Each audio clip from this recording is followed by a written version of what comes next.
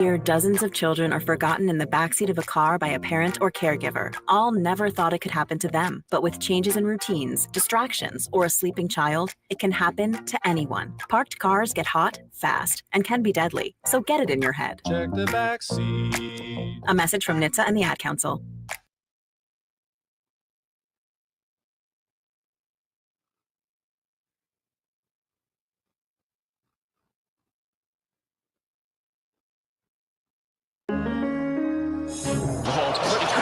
Crossover. Oh, killer crossover. Just crossover. It just crossed him over nastily. Another victim to the crossovers. Cross him up and sit him down. Diving the crossover, powered by Everlevel Concrete Repair in Omaha at everlevelconcrete.com. John, Josh, Nick, hello. Hello. Hello. What's up? How y'all doing? Good. Pretty good. How are you, Happer? Good. Good. Very good. Wonderful. Great. Super. Great. Just great. Oh, is that Avery Johnson's dad? He's back? No. That's not Avery Johnson's dad. Oh. Avery Johnson's dad is probably really bad place right now. Angrier. I mean, he had his sight set on retiring on his son's NFL earnings, and I don't know if that's going to happen. Avery Johnson Instead has fought Avery Johnson's brother. Yep. Yeah. In a puddle. Okay. Now, Nick, I don't mean to be critical of you. Okay. Let's go. Now what? It is a big game week. Yep. Oh, is it something about like the Rockies? No. F1? Nope. The title of today's Dolphins. Yep. Yeah. Yeah. Unnecessary. Come on, Nick. This is a Friday before Nebraska, Michigan. Yes. We can't talk about the Dolphins in the title. We want people to watch the show. Again, I don't mean to be critical. That's true. I mean, he is right. Yeah. It's a Friday before a football Wait a game minute. in Nebraska. Who cares about the Dolphins? Do you today? want people to watch the show? Yes. It doesn't seem like it. Yeah, this seems like you're pushing everybody away from the show. Yeah, I think the title should have been something big game centered. Big game feelings in your tum-tum. Nebraska's playing Michigan. It could have just been Nebraska's playing Michigan tomorrow. I made the stream for my show today, and I saw did that. a weekend to remember ? What a topic. What just makes me want to click. Yeah, It does make me want to click too, because I figure I'm fast forwarding to Sunday afternoon at about 3:00 when the Rams have beaten the Eagles. Exactly. You remember That's that a weekend. weekend to remember. Sean, sign me up for that world. Well, I hope that's true. Mm-hmm. So, And what I guess, is, Nick, we're slapping your wrist. what is your we're guys' doing. show called Tiny today? slap. What's it Dolphins called? bad. Dolphins bad. Dolphins bad. / Unsportsmanlike. What's the thumbnail? It's Zach Saylor doing the Another Dolphins thing. yeah. I had to make it make sense. If the title was a Dolphins thing, I had to put a Dolphins in the thumbnail. That made sense to me. Sure. Well, look forward to 4 hours of breaking down that game. Do you know how much of that game I watched? Did you fall asleep? Very little. You said you were. It was a good game. It lasted very I know- short I because know it was a good game. possessions. I know it was a good game, but You had an early morning ahead. I actually missed part of the first half because I was wrapping up one of my rewatches of a Breaking Bad episode, and then I decided, well, Wrigley wanted to go for a short walk, so we went for a short walk. Oh, and that's nice. then I got back and I saw the score at halftime, Yeah. or I saw the score at the end of the first half. And I was like, Ooh. oh, this is rather interesting. So, I kept it on, but it was in the background. I was doing other things, and then I would occasionally look up and, oh, okay, that's cool. I probably watched the equivalent of a quarter. I watched the whole game. It was great. I listened to it while it was on in the background for the most part. I thought you were going to say you were listening to like Westwood 1. I listened to the first quarter on Westwood 1. Were you here? Yeah. Working. It was mostly driving. And I drove here, then I drove that's back. right. We did a radio show at a We great did. place yesterday. Oh, those chicken wings! I've been thinking about them. I wanted to get them char buff, You didn't. but I had Josh put in my order, so he must not have got the He message. didn't char buff you? But I really Come on, enjoyed Josh. them not char buff. They were You very- enjoyed them wet? They were very good. Yes. Hmm. Garlic parm. I love char buff. If there's an option to get char buff, I'm getting char buff. Good I take, tried to Nick. get char buff and I didn't, and I still loved it. That's how good those wings are. Charbuff sounds like one of the rejected names for a Muppet. Charbuff. You got your Big Bird, your Miss Piggy, your Kermit, and then there's Charbuff. Oh man, I watched Toy Story 3 last night. I watched the end of Toy Story 3 yesterday afternoon, because my child is a child. So she doesn't understand the movie. You yet. looked at me all weird, like, what are you watching Toy Story 3 for? I have a child. To be fair, though, to what John said, your child isn't old enough to right. No, but she likes colors. She likes television. Okay. Why did you put the color bars? I could watch cartoons just on put the color bars up on the screen. That is true. I like Toy Story 3. I could watch anything, but no, she knows what's going on every time that should have watched Goodfellas. She really is into. That's a colorful movie. Very colorful, especially the scene where they fly through the meat truck and everyone's hanging by the hooks. Red. Tell me which movie I should watch though, because she can see. She understands what she likes. She likes dogs. When she sees dogs, she goes da. Yeah. And then when she likes cowboy hats. So that's why Woody was really cool for her. She was like, show her Paw Patrol. So she likes cowboy hats, movies with movement, movies with color. How about Boogie Nights? Oh, nice reference, John. Nice reference. That's a good movie. I don't think that's a good idea, John. Do you think she likes cowboy hats because it's such a unique looking hat that she just associates that with hat? No. She actually knows the difference between hat and cowboy hat. Why? Because we have a little pink cowboy hat for her. Yeah. And then every time she sees like my hat on the hanger, she goes, ha. Yeah. Ha. She also really likes her Royals hat. But she knows what's going on in these movies. Yeah. She likes Baby. She likes there's a big baby in that movie. Glenn Baby Davis. Not that kind of big baby. So you're familiar with Toy Story 3. I don't know if you two are. I watched it last night. It's a tearjerker. That's what I was going to say. I was crying. That's the one with the. Oh my God! They're in the fiery pit of doom. Yes, and they don't die, John. Yes, they don't. But Andy's either throwing them away or he's all grown up. Taking he's them going off to college and That's then so drops sad. them off at a little girl's house. It's just it's so good. I watched. You know they're doing a fifth one. They are. Are they? Yeah. Yeah.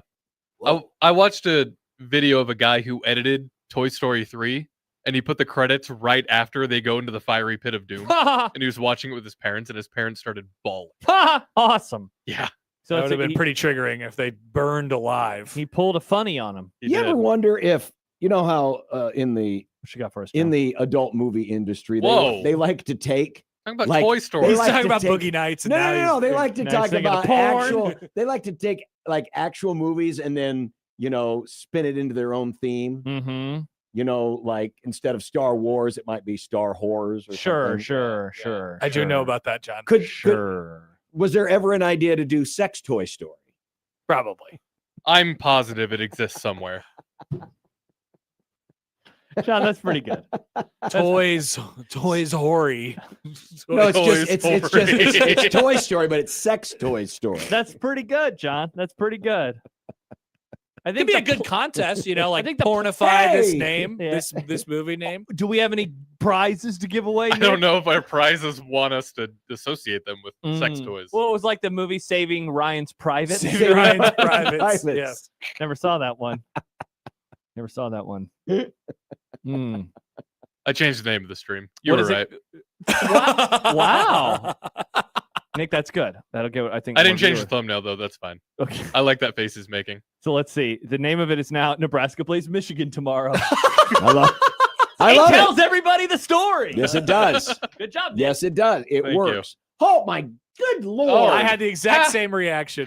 What is he doing? Yes, my daughter would see Cam Newton and she would say, "Oh, is he wearing a funny outfit?" Oh, his hair is going through his hat. He cut a hole in his hat. By the way, this show must be a disaster because you have Ryan Clark, Stephen A., and Cam Newton. Yeah, tough hang. But you guys see that he's making like $40 million a year now? Who? Stephen A? Stephen A. Because he has 800 podcasts on $40 million. Nightmare Blunt rotation. He's like us, but with more money. By the way, Jordan writes, the sex Toy Story characters' names are also Woody and Buzz. Seriously, they are. The main character. What would you do with Mr. and Mrs. Potato Head? Well, you got Mr. and Mrs. something else. Is the snake Ed. Is the snake still in the boot? Oh, it's somewhere. There's a snake in my beep. Oh, wow. Wow. Somebody just congratulations, you just ruined Toy Story, John. Whoa, John, there is that movie. Oh my God, I can't existed. believe It came out in 1998. The director was Corky Quakenbush. He was on Boogie Nights. Shout out to listener John for sending us the IMDb. Said there's no way that didn't exist. What's the synopsis read? An animated dildo, whip, blow-up doll, and leather mask fight over which one is their mistress's favorite. And this is before Toy Story even came out. Yeah. No. This is after Toy Story. You said what? What year did this come out? 98. 98. Yeah. Oh, Yeah, because they always take the existing title and they spin it. Sex Toy Story. Wow. Movie club pick. It is my pick. It this came out week. 2 days after my birthday in 1998. Wow. I had just turned 10. And Frank Solich was Nebraska's new head coach. Do you think Frank Solich watched it? I don't know. Did Lincoln ever have a theater? Oh, did they? I have no idea. Like a porn theater? Yeah, like an adult theater. I feel like most I don't cities had know. them in the 90s and I 80s. don't know. It's a good question. Mm-hmm. Lincoln is a pretty lawless place, you know? It's crime town. It is crime town. Yeah. So I bet it probably did.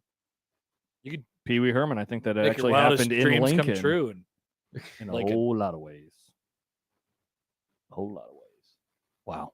It Big game week, folks. Nebraska plays Michigan this week. Nebraska plays It does. Michigan, period. Oh, Tomorrow. Here come the angry tweets. How come you're not talking about Michigan's offensive line? Yeah, well, But I Nick thought wanted that us to talk about the Dolphins today. Yeah, why not? Let's yeah. do it. I thought that thumbnail was supposed to match the title, Not always. but you just said that when it was both. Yeah. I think we're in a new era now where it doesn't have to match the title. Oh, things have changed. Mm-hmm. I understand. Mm-hmm. I get it. Andy writes, Josh is suspending all 4 of you when he gets back. He is. Yeah, wait till he hears this. He's going to be very disappointed. He'll never hear this. He's too busy basking in his own glory. People love his hype speeches. Yes, They do. They love his hype speeches. They're really good. They are. I heard about half of it. I'll listen to the whole thing later on. Excellent. Yep. Good stuff. Very good stuff. Good stuff indeed. Mm-hmm. Is this the only semblance of sun we're going to see? I saw it's supposed it to. was so sunny Oh, this no, morning. I it took isn't. Banks for a walk It is this getting morning. The cloudy again. sun was rising, and I thought, wow, blue skies. And then when I went out later, it was gray and cloudy. When I came here, it was nice and sunny. I was in a really weird driving position last night. Well, you should not use your feet to steer. John, I had to eat with my hands. I see. Yeah, those wings. No, so it was raining, but it was a sun rain when I left here at 7:15. Mm-hmm. But it was cloudy, except specifically for when I'm going down Dodge, the sun was right down the middle of Dodge. Right there. So it was dark enough to where my headlights were on, but I had to put on my sunglasses because otherwise I was blinded. Right. So it was this weird, it feels dark to wear sunglasses, but I need it because the sun's in my eyes. No, yeah, that happens quite a bit. It does. I do like sun rain. Sun rain is cool. Do you? Yes. I remember the first time I experienced that, I was like amazed. Like the sun's out, but it's raining. Like, what? Wow. Me too. I think I had my I little. was on a golf course. I had my little flip phone, and I made a video. Flip phone. Were you like the double rainbow guy? I swear it could have been that. This is my so beautiful. This is my long lost ticket because it was a great video, and it was just me like in my front yard pointing the camera back and forth between the sky and the ground, saying it's raining, but it's sunny. It's raining, but it's sunny. God. And that would be viral. That would be. That viral. would have done numbers I on know. Vine. I know. It On would've. Vine. I know it would have. Ah, It was too early for it though. Vine Nick. was awesome. I miss Vine. Too early for Vine. Mm. My childhood. Vine comes up in an inordinate amount of time in the crossover. It does. It does. We talk about Vine every now and We're then. all Vine. We're all from the Vine era. Vine had a cultural impact, and TikTok is just lame. John, did you ever have Vine? Nope. I guess that makes sense. It doesn't. None of your bosses ever told you to do like 6-second videos on something? No, thank God. Yeah, they were obsessed. We had one boss who was obsessed with Twitter accounts.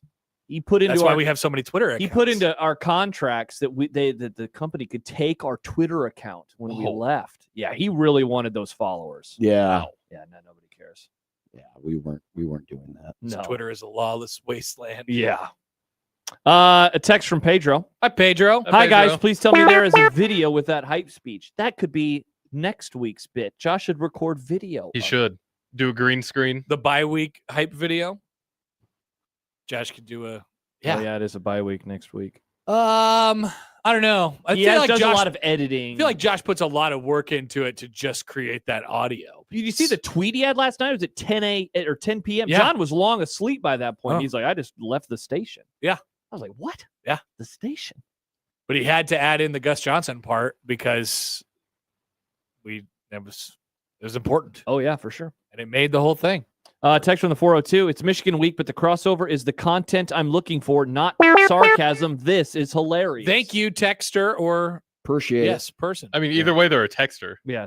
Shout out. Thanks for I listening. couldn't remember if he said text line or not. Mhm. Okay. Thank you, texter. Thank you. That's very kind of you. This is a really funny graphic if you don't have context. Joe Burrow, toe.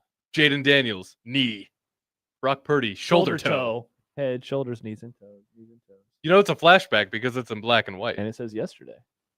What do you guys think about like knitted ties? I'm not I a fan. haven't seen I have knitted one. You You have it? No. Like that? It's Nick? You've they're never a pretty seen- big trend. Those aren't knitted. That What doesn't is look that? knitted. What is that? Like a knit, not knitted. Like the crochet? Knit. No, not crochet ties. You know, like you could really the texture. Yeah. Um, I think I have one. I don't wear it very often, though. I'm interested. I've never tried. You like to cautiously subscribe? Well, I just want to see what it would look like on me. You should Well, get just one. go to a place. Go to a place with a tie and try it on. I'm going to Then let you'll Cam know. Newton be the guy to experiment with all these different things. And Oh, I thought you said you Let were going to him- let Cam Newton dress you, John. I wonder who would win in a dress competition between Cam Newton and Andre 3000 And John Bishop. and John Bishop. who's Andre 3000? The lead singer. Jesus, John. Jesus. It is What? a tough look. You know the band Outkast? No. The I've song heard- Hey Ya? I've heard of it. Yeah, Hey, I didn't what know. a song. I didn't know that. What a moment All in right, all right, time. all right, all right, all Hey, right, all right, all ya. right, all right, all I mean, right. not, I I just was I a didn't know freshman in that. high school. Hey, ya. That I song. thought Andre 3000 was like a computer, it. Shake it. simulation. of Andre Andre Dawson. 3000 is also an actor. And Shake it like a He's Polaroid in picture. semi-pro. he is in He semi-pro. plays Coffee Black. Oh, is that Coffee Black? Yeah. Wow. He Well, also but was he billed as Andre 3000 in the movie? Yeah. He should Yeah. have. Are you name. sure? he his I don't know is his real. What's his real name? Andre Benjamin. Andre Benjamin. He might be billed as that. he's Might one be of my listed. favorite musicians because if he has an idea to make something, he'll just do it. He released a flute album 2 years ago. Hell yeah! It's just No. him playing flute. John's right. On the poster, Andre Benjamin. there you go. Wow. Shout out to You would John. not have known that his real last name was actually 3000. Really? Yeah. But 3000 is not very unique, so I went with Benjamin Benjamin. as my stage name. God, that's already such a cool name. Why did he feel the need to go to Andre 3000? Chance. John knowing Andre 3000 is Coffee Black. It's so on brand. It's a great movie. What was his other name in that movie? Because he changed his name a couple times as a bit for semi pro. Did he? I'm looking at it right now. It was His name was Clarence Withers, a.k.a. Sugar Dunkerton, Downtown Funky That's Stuff exactly Malone, right. and Coffee Coffee Black. yeah, there you go. I Thank love you. Andre 3000 so much. Sugar Dunkerton. Wow. So good. He's incredible. Now, Aaron texts in and says, Outcast was like a huge thing when John was in college. Did he not hang out with people? They were around in 92. I didn't realize that they were that old. John didn't listen to the 90s music, though. Big in the deal I in didn't. like the John's early an 2000s. John's an 80s boy. Yeah, Nick, I think didn't listen to a lot of the new music. I might be wrong on this. Please correct me Nick if I am. fact. I think Outkast is the reason Atlanta's music scene blew up the way it did. Oh, That's the Atlanta sound, was what Outkast was doing, because then that's where the Migos eventually sound came from. it's in who was the Many guy? people from Atlanta. Yeah, who am I trying to think of? I can't remember his name. T something? T-Pain? Mr. T? No, not T-Pain. T.I. T.I. I Yeah, knew that T. there was a T. He's from Atlanta, right? I believe that's correct. I T.I. liked the show Atlanta. He got in some trouble. He had too many guns in his car. Aaron, by the way, added literally like not hearing about NWA or Snoop Dogg. LOL. John, do you know who NWA and Snoop Dogg are? Of course. Snoop-a-loop. Snoop. Bring your Snoop. green Yeah, hat. we watched Straight Outta Compton. Oh no, we didn't do that with John, did we? That No, with Jack was here, and Jack hated it. He did. Specifically because of the Raiders thing, right? No. Jack's critiques were fair. The outfits in the movie were from the future, and he said it took him out of the movie. Right. Which, like, if you're watching a period piece, if you're watching 61, with Roger Maris and Mickey Mantle. Good movie. And they're wearing, garb from the 70s. You'd be like, that doesn't make any Yeah, sense. How do you right. screw that up so Or badly? if they're driving a new Camaro. Yeah, you'd be like, Yeah. this is weird. So I actually understood Jack's critique. That was pretty funny, though. Yep. Okay. I don't know. I wish I had more to say. You got more Outcast or Andre 3000 takes? No, other than I like him. He had a pretty good. cartoon when I was a kid on Cartoon Network called Class of 3000. And every episode, they explored a different music genre. And it was really trippy. I loved it. It was a great show. There you go.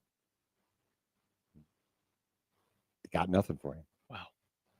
Crossover has come to a screeching halt. Dolphins. Something about the Dolphins. Dolphins. Something about the Dolphins. Quick, something about the Dolphins.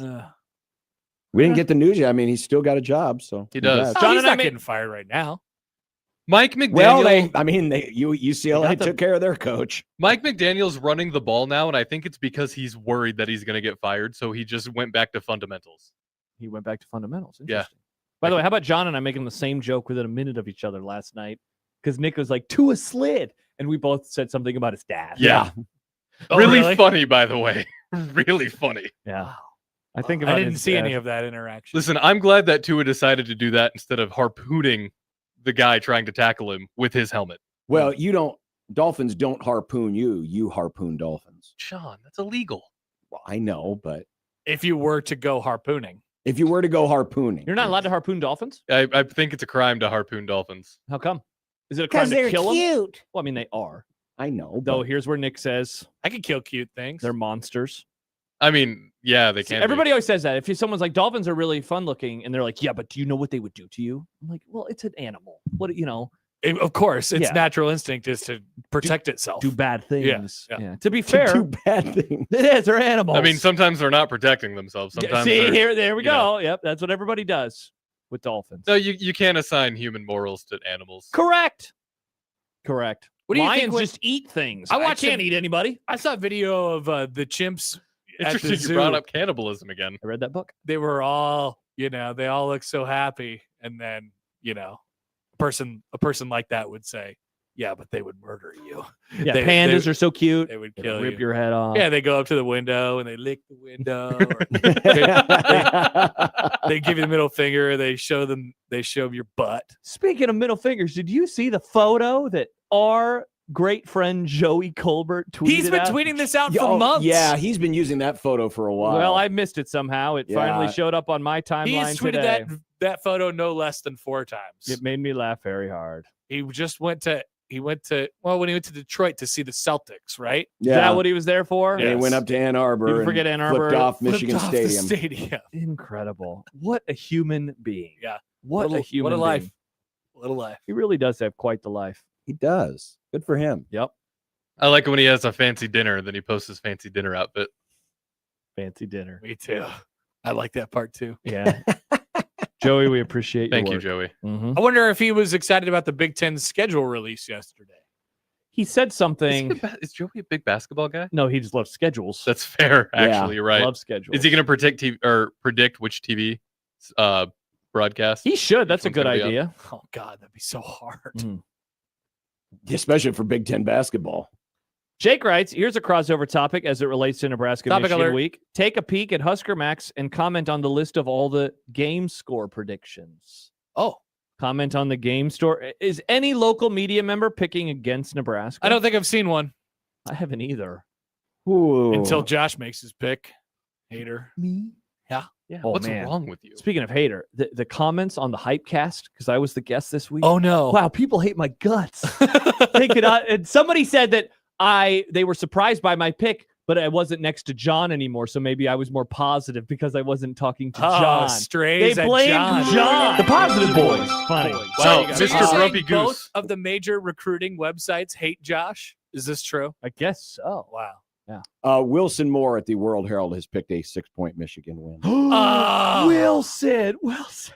Wilson! Wow, Wilson. Young Headley baby says, boy. I love you platonically to me. Thank you, Headley. That's nice. I love you platonically Is that all the as scores well. that are in right now? Thanks for There's a listening. lot of scores in. Are they all There's in the 20s? literally it looks like 10 scores from the Dallas Morning News. The Dallas Morning News. Why are they commenting on college football? Don't they got to worry about the Cowboys? no one's worried about the Cowboys. Matt yeah, McMaster better I mean, be. the wow, that's a lot of people. The Super Bowl logo this year is blue, by the way. So congrats on the Giants to making the Super Bowl. Corpian says that he used to like me, but not much anymore. Is it because we call him Corpian? I don't know. I guess I could call him by his real name, Scott. I don't know what I did to Scott. I don't know. I don't know either. Why did we start calling him Corpian, by the way? Because his name was Buff Scorpion. It looked like it was Buff Scorpion. Buff Scorpion. That's right. Because people kept saying, "Why is this Colorado fan in our chat?" He's like, "I'm not a Colorado fan. Why would you think that?" And then we me? bullied him into changing his name to Fat Scorpion. Fat Scorpion. Yeah. We still call him Scorpion. Baymon says that he still likes me. There we go. I should put out a poll question. I like Baymon. Baymon's cool. Baymon stopped by yesterday. It was great to see him. Baymon has an incredible tattoo sleeve. Yeah, John avoided that conversation. Well, I was busy. I was working. Tattoos. Your body's a temple. Is that what you say, John? No, I just think tattoos are dumb. That's You know, temples even have paintings. Oh. I've never said my body is a temple. Ever hear of the Sistine Chapel, John? I don't worship. Wow, Michael now just sent us a whole list of predictions. He says, here's what I could find. And it's like 50 picks. Dear Lord. Well, there's a lot of picks on Husker Max. I mean, a lot. Fox Sports Model likes Michigan by 4. NBC likes Nebraska against the spread. Let's see. Multiple people from USA Today picked Nebraska. Some of them picked Michigan. I miss the days where it was just like one guy who made predictions and everything hung on that. Lee Corso back in the day? Well, I was thinking Jimmy the Greek, you know, where it's like, oh man, what's Jimmy the Greek going to say? Because he was the only guy making predictions. Now everyone makes predictions. How come he was the only guy making predictions? Did he just do it first and everyone's like, oh, we can't do that. That's his bit. Because he was the original gambling guy on television. How did he get around that back then? That's why it's appropriate, because this is the 50th anniversary of NFL Today. That's why at the beginning of every NFL Today, Brent Musburger would say, "You are looking live," and they would have shots of the different stadiums because they wanted the gamblers to know what the weather was doing. And so you are looking live at the Veterans Stadium in Philadelphia and blah, blah, blah, blah, blah. And then Jimmy the Greek, he would have his big board. We used to do big board. And he would do the matchups. But that was his way of, and then he would predict a score. And it was always, I always wondered why. It was always a very specific number of points. But it was always a weird score. It was like when picking weird scores. 23 to 18. Media members love doing weird scores. I love picking weird scores. But he would do that. And then it was the inside way of saying, oh, the Rams are favored by 4.5, but he's picking them to win 23 to 18. So I need to take the Rams. See, and I remember watching Chris Berman's, whatever it's called, the 2-minute drill or the thing on 2 minutes. He would do the thing on Fridays, right? He always had the odd scores too. Yes, and he had an arrow that pointed, and I remember being like, but that team is. That's where we learned about covering the spread. He has them losing. Why is the arrow? And eventually I learned about spreads. It was awesome. Same here. Totally the same thing. So he mattered a lot. You know what they're doing this weekend for the 50th, right? Yeah, your guy Brent's coming back. Are they going to AI Jimmy the Greek? Well, no, that'd be awesome. He'll say problematic things again. It sounds like it's going to have an old school look. I'm curious to see what that. Like, I hope they go all in, like black and white, even. Well, I think it's going to be AI generated stuff. Probably. Oh, interesting. Creativity is dead. I hope the set looks really old. Yeah, they're gonna do all that. So yeah, I'll be curious to see what they do. I would like to be the first person to not make predictions. Do you think I could do that? You don't have to. We stopped talking about fantasy football before everybody else did. That's right. Stop doing it. We're the trendsetters. You know, I always feel so underqualified to pick scores of these games. You know, well, everyone's unqualified because I know we're not God, Happer. Happer's just vibes. But then I know, which doesn't feel right to me. I feel like I should be more. Like, I know what I'm looking at, and I have a feeling just like everybody else, but you still haven't found I don't what think you're anybody looking should for. listen to me and go take with it your seriously. Tingle. Oh, no, God, I hope nobody ever takes my advice. Or John's or Josh's when it comes to these scores. Unless I feel really passionate. Like, I'll let you know if I feel really good about one thing or another. If it's like, hey, we got a Missouri, South Carolina. What do you think? I'm like, what? I don't know. Yeah, so is it you don't feel qualified to make the predictions, or you don't want somebody to get mad because they go with your prediction? No, I don't and care then if they anybody lose. gets mad at me ever. Okay. But I don't feel qualified. You don't want to be responsible for their actions. Bigley says, I'm the mostest unqualified other than Tweederson predictor ever. Wait, what did I do? I'm the most unqualified predictor. You suck at weather predictions. That's true. Don't Yeah. care about that. We do because it affects us every It time literally you do does it. not. It jinxes us. You It suck at literally- You predicting say where the Western snow is Nebraska done, and then it starts. snows. No, I'm smart about that. Everybody knows my math or maps or proper maps. Hmm. They call me Magellan. Well, that's a good thing. Didn't he do maps? He did. Did he do problematic things? Yeah, he was an Probably. explorer in the Yeah. 15th century. You're just going with the odds there. Nick, Yeah. always picking up the negatives. Yeah, and you're like the everything. Dolphins I'm conversation. sure there was Yeah. a lot of plundering. Hmm. Headley says that I'm secretly into voodoo. Whoa. Like that guy in Major League. Except that's not Okay. secretly. He was pretty open about that. There's no voodoo going on at my house. I can confirm. That's good. That sounds like something somebody who's into voodoo would say, though. Interesting. No, I don't think people that are into voodoo would be shy in telling you they're into voodoo. No, you kind of be able to tell. Yeah, they like to, spread the message. Voodoo. I know a voodoo guy when I see him. How many voodoo guys have you seen? You just know it when you see it. Yep, Vibes. Yeah. You get a tingle. like that guy on TV right now. Yeah, he kind of looks like a voodoo guy. Poll question. Cam Newton. Is Cam Newton a voodoo guy? Is Cam Oh, I Newton bet with he's his into- giant scarf tie and dreadlock hat? I bet he's into crystals. No, wait, are those his dreads or Yeah, is that? that's his hair. Yeah. It's just So his attached hair- to the hat. He Oh cut my- his No, he hat. cut a hole in his hat. No, it looks like it's looping over from behind. Oh, See what I actually, mean? He yeah, cut it a hole does. in the back of his hat. I don't think there's No, a I think hole. it's just pinned to the top of the hat. Yeah, it's just pinned Yeah, to the you're hat. right, John. Yeah. See, it's wrapped. Oh, His ponytail is okay. coming back out. This is and it's- absurd. Absurd. Hmm. Do people have any regard for Laszlo anyone writes, anymore? voodoo guys are like feet guys. You just know what's up with them immediately. Exactly. Couldn't have said it better myself. Wonder if Laszlo's a foot guy. Speaking from experience, perhaps.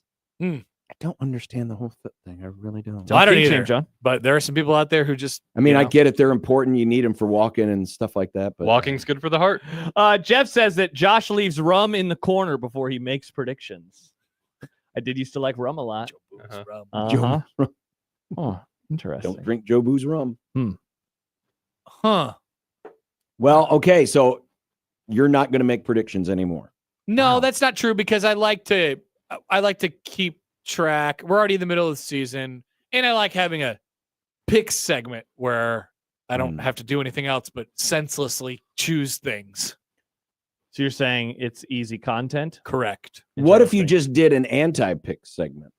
Ooh, now What's that mean, John? Tell me about it. I was going to please. say, I like I this don't- idea. yeah. I just don't know what it means. I don't know, but you It's like the break, worst segment in radio. you break down the whole game, and then you just say, "But I don't have an opinion on this." And That'd then be you move pretty on to funny. the next. So I do all the work. You do all the work of, this team's defensive line is a lot better than that team's offensive line, and da. But I don't really have an opinion on this game. That would be a And funny then you move to bit. the next one. So you still get the content in. Yeah.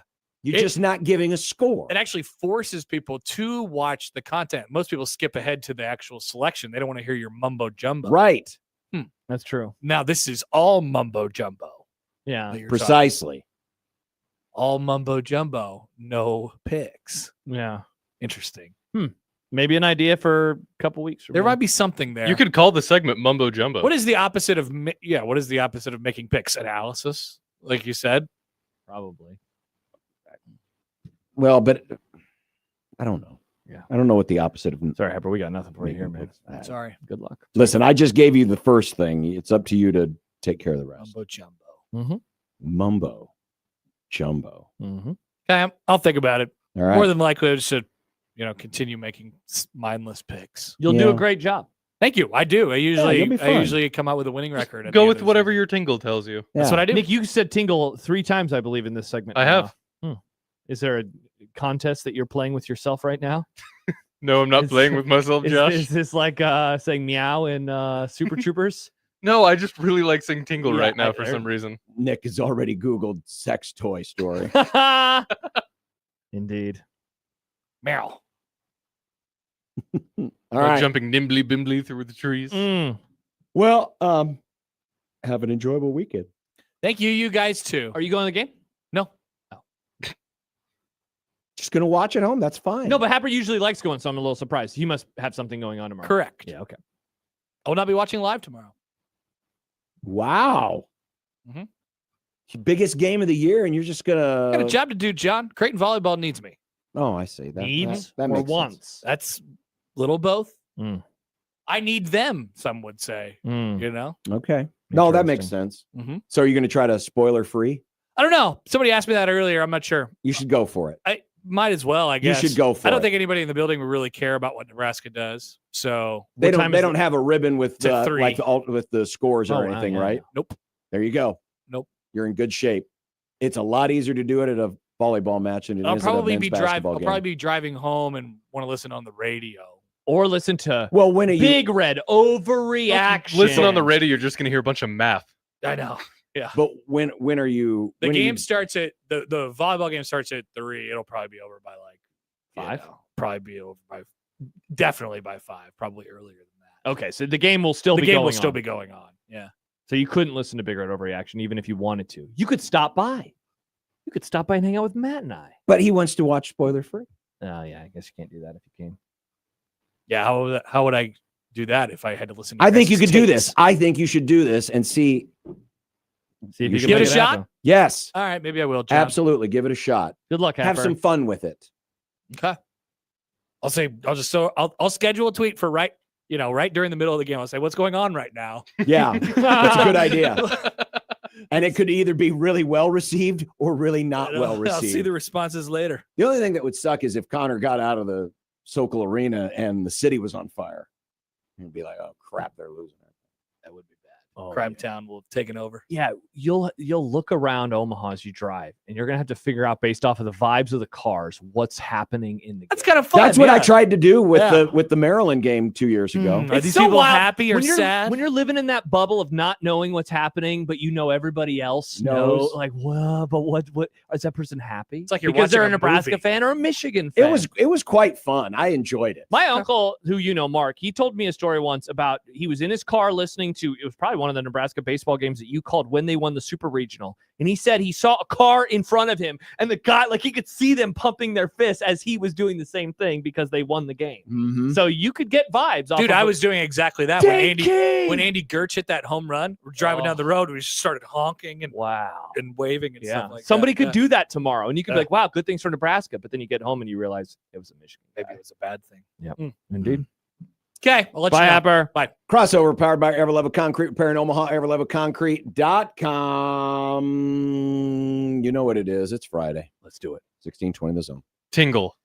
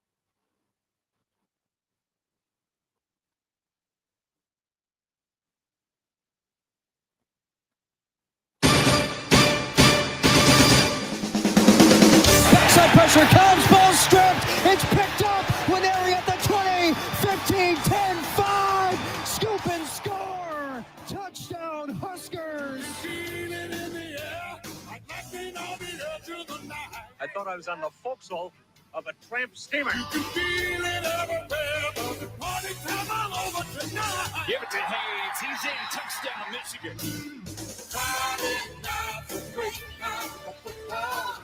Can't wait. Captain is hanging, ready to do it.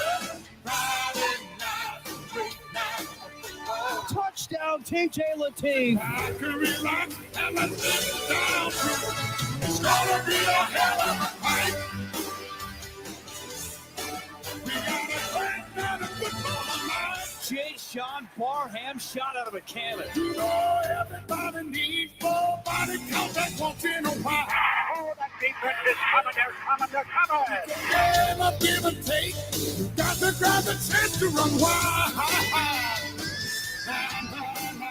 Friday night's a great night for football. He's in. Touchdown, EJ. And it's hanging, ready to do it. Friday night's a great night for football.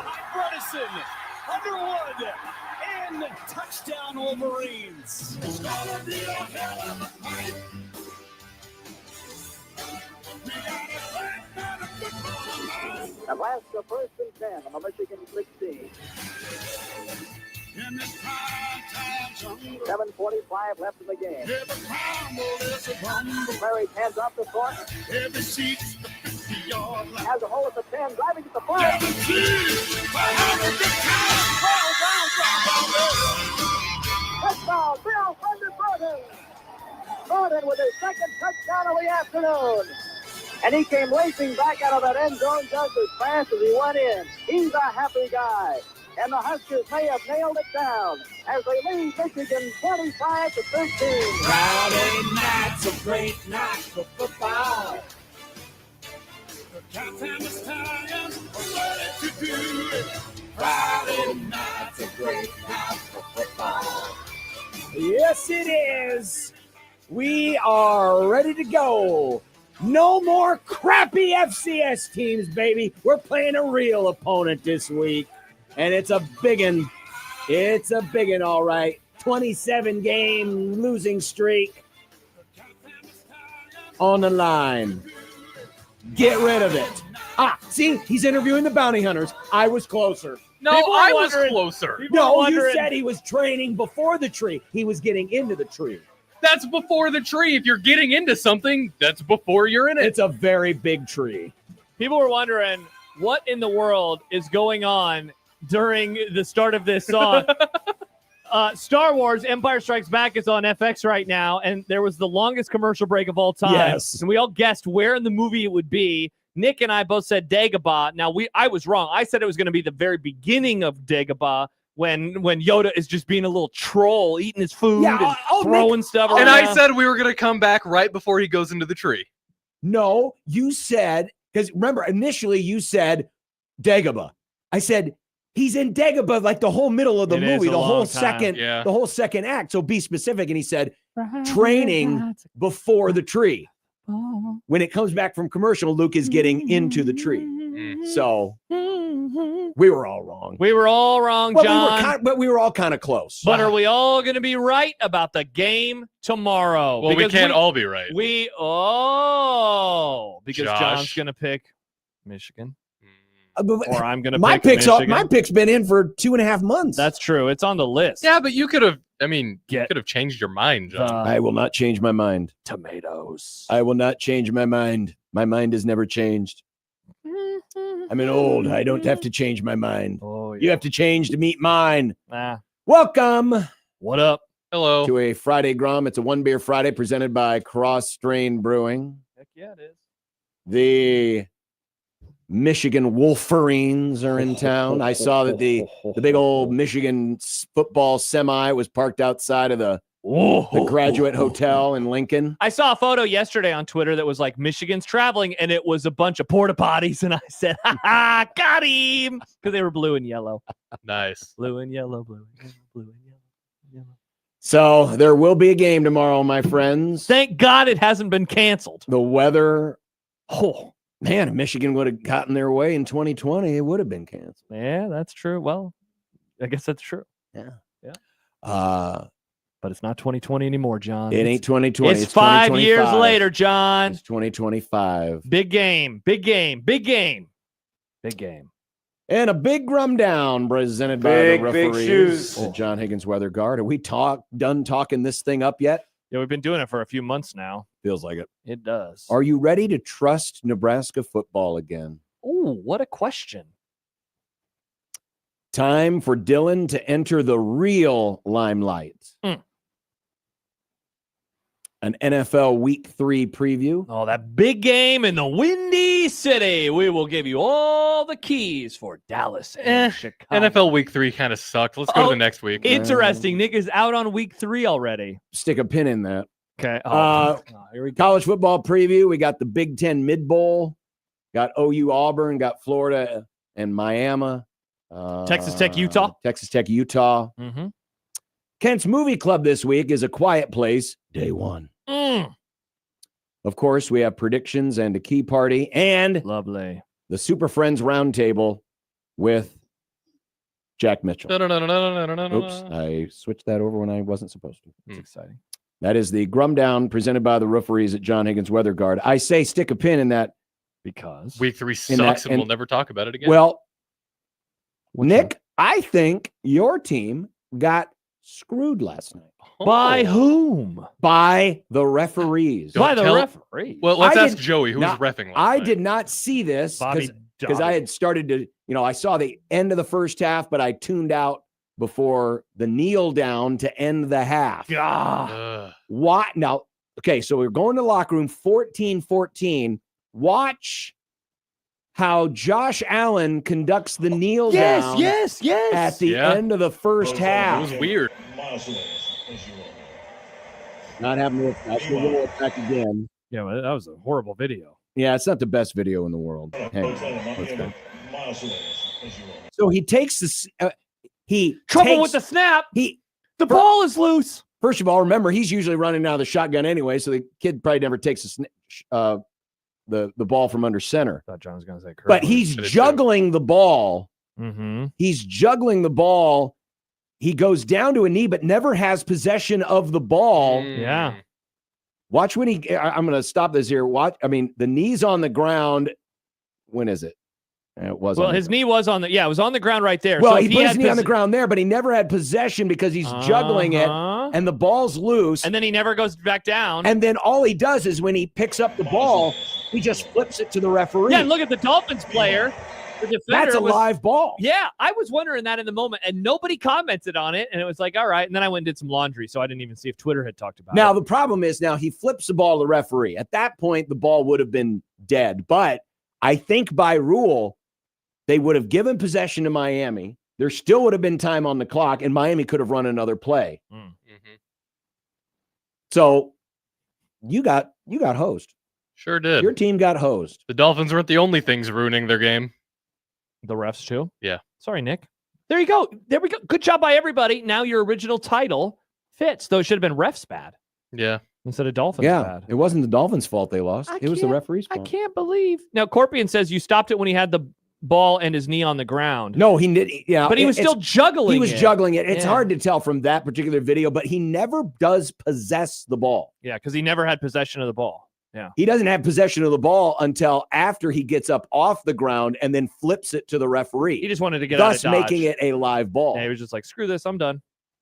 And the refs just let it slide, kind of like they let the guards jumping on the tush push. They let Not that this slide. week, apparently, is what they're saying. We're going to penalize them. In time We're going to call Los this play like it Angeles should be called. Oh, thanks, refs. It only took you 3 years. Haley Steinfeld's husband makes me angry. Wow. Bigley writes, watch JFK. It'll be clearer. Multiple people making Zapruder film jokes in the chat right now, John, because you found of all the angles, That's worst. the only. I just happened to see that in the Twitter. It's not an angle. It's just the way the video was shot. Yeah, pretty terrible. That's all I found. That's all I could find. It's okay. I forgive you. You know, this is radio after all. If y'all don't like it, you can kiss my big fat butt. Well, John, I don't think your butt's that fat. Well, they can still kiss Prove it, John. You're a fit-looking man. They can still kiss it. They can kiss whatever size his ass is, Nick. Yep. Do whatever it is you want to do. Yep. 402-951-1620. Amazing Daniel Prairie says Flower Casinos on Ohio. they'll just be like baseball and make it so they can call victory formation and not have to run it, aka intentional walks. They will not do that. No, they will not do that. that. They will not do that.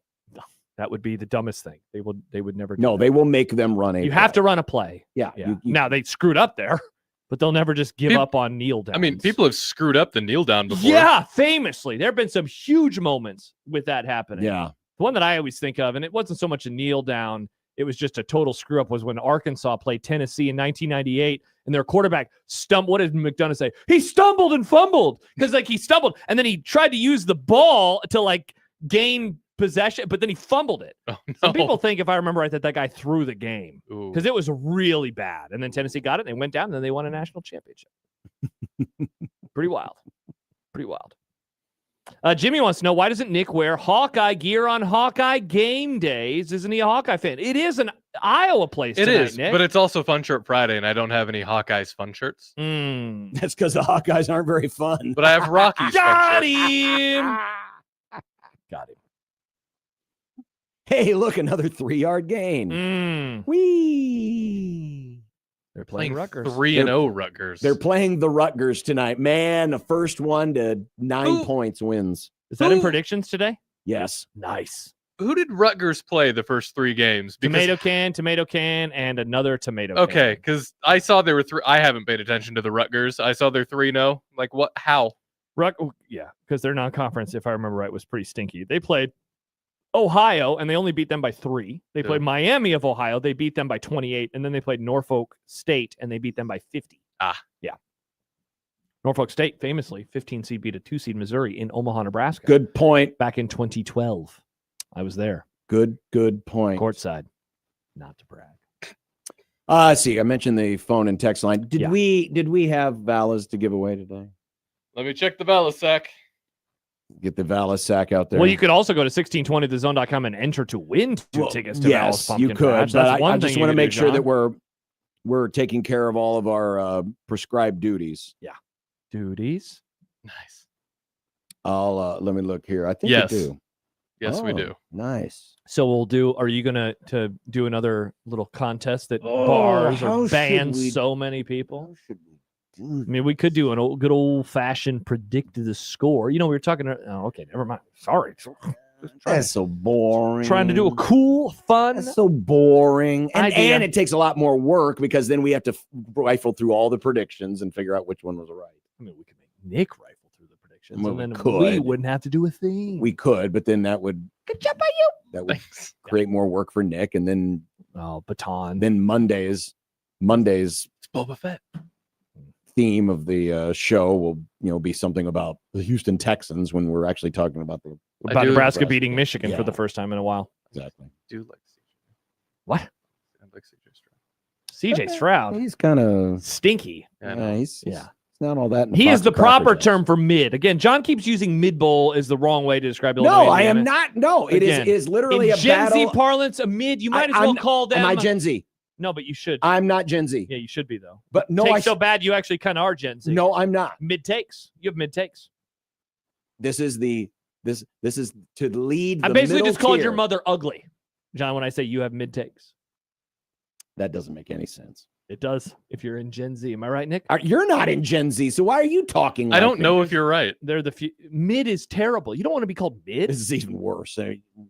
I'm trying to speak to they're the future listeners of the Grum, He's- John. I'm trying I mean, to get them on my These side. millennials don't Right. understand anything. I do mean, they? mid isn't good, but I don't think mid is the equivalent of spitting on your mother's grave and slapping the skeleton. I mean, isn't Close, mid though. isn't mid short for middle? Yeah, but No, nobody no, said no. Is mid short for middle? No. What is it short for? bad. See, again, we will Sorry. preview the mid bowl Yeah, you're wrong again.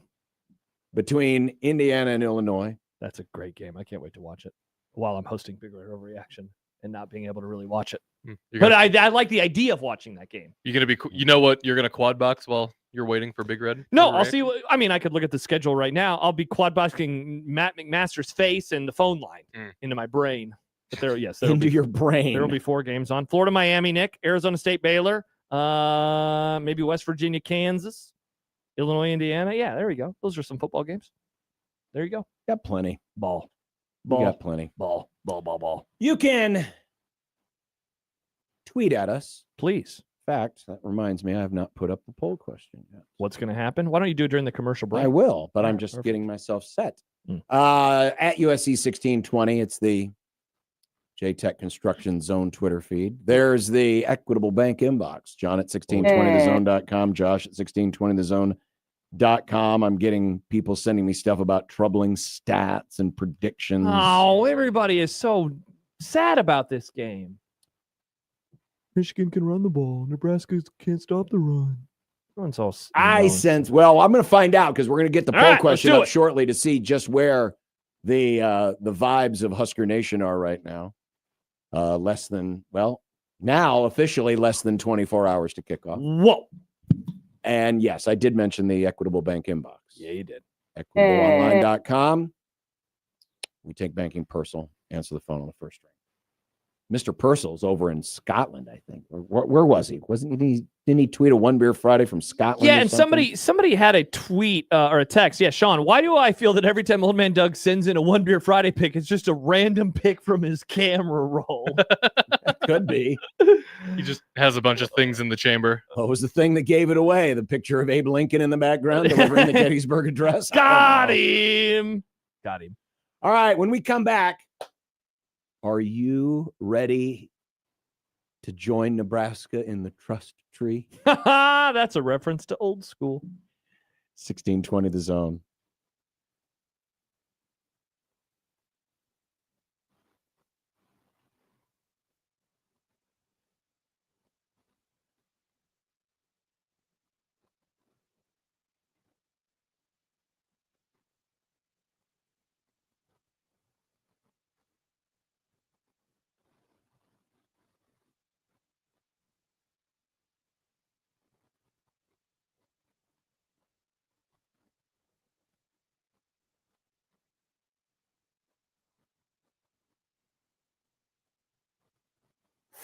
With UBT, you've got total control over your money. Like Doug, who runs his game day tailgate like a well-oiled machine. I got burgers, brats, chicken, dogs, plus all the fixings. And with the UBT Go app, I can track my food spending from anywhere. Pro move. They don't call me Grill Sergeant for nothing. No matter your goals, UBT helps you feel good about reaching them. Union Bank and Trust. Member FDIC.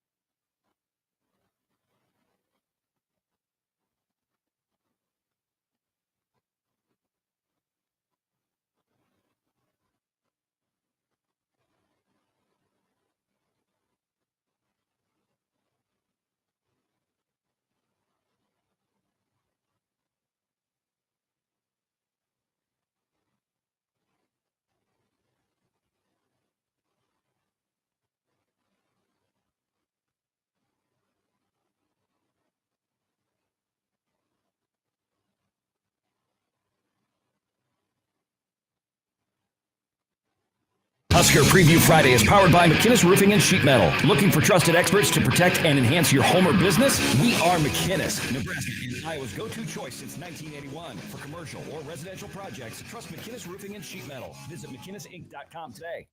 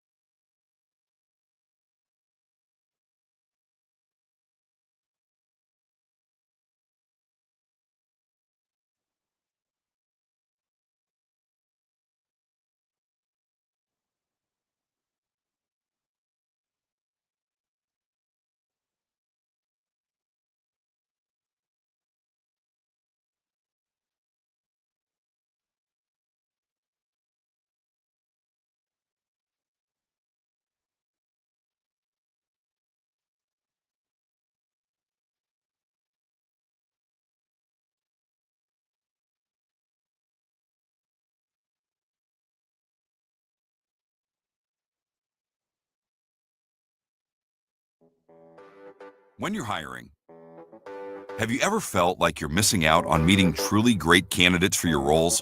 It seems impossible to find them, but they have to be out there somewhere, right? Well, they're not hard to find when you know where to go, and that place is ZipRecruiter. And right now, you can try ZipRecruiter for free at ZipRecruiter.com/radio. ZipRecruiter helps 10 million people with their job search every day. And because these people are actively looking for jobs just like yours, it's easy to find the right person right away. In fact, 4 out of 5 employers who post on ZipRecruiter get a quality candidate within the first day. But if you're not using ZipRecruiter, you're missing out. So see what it's like when the impossible is easy. When you go to ZipRecruiter.com/radio right now to try ZipRecruiter for free. Once again, that's ZipRecruiter.com/radio.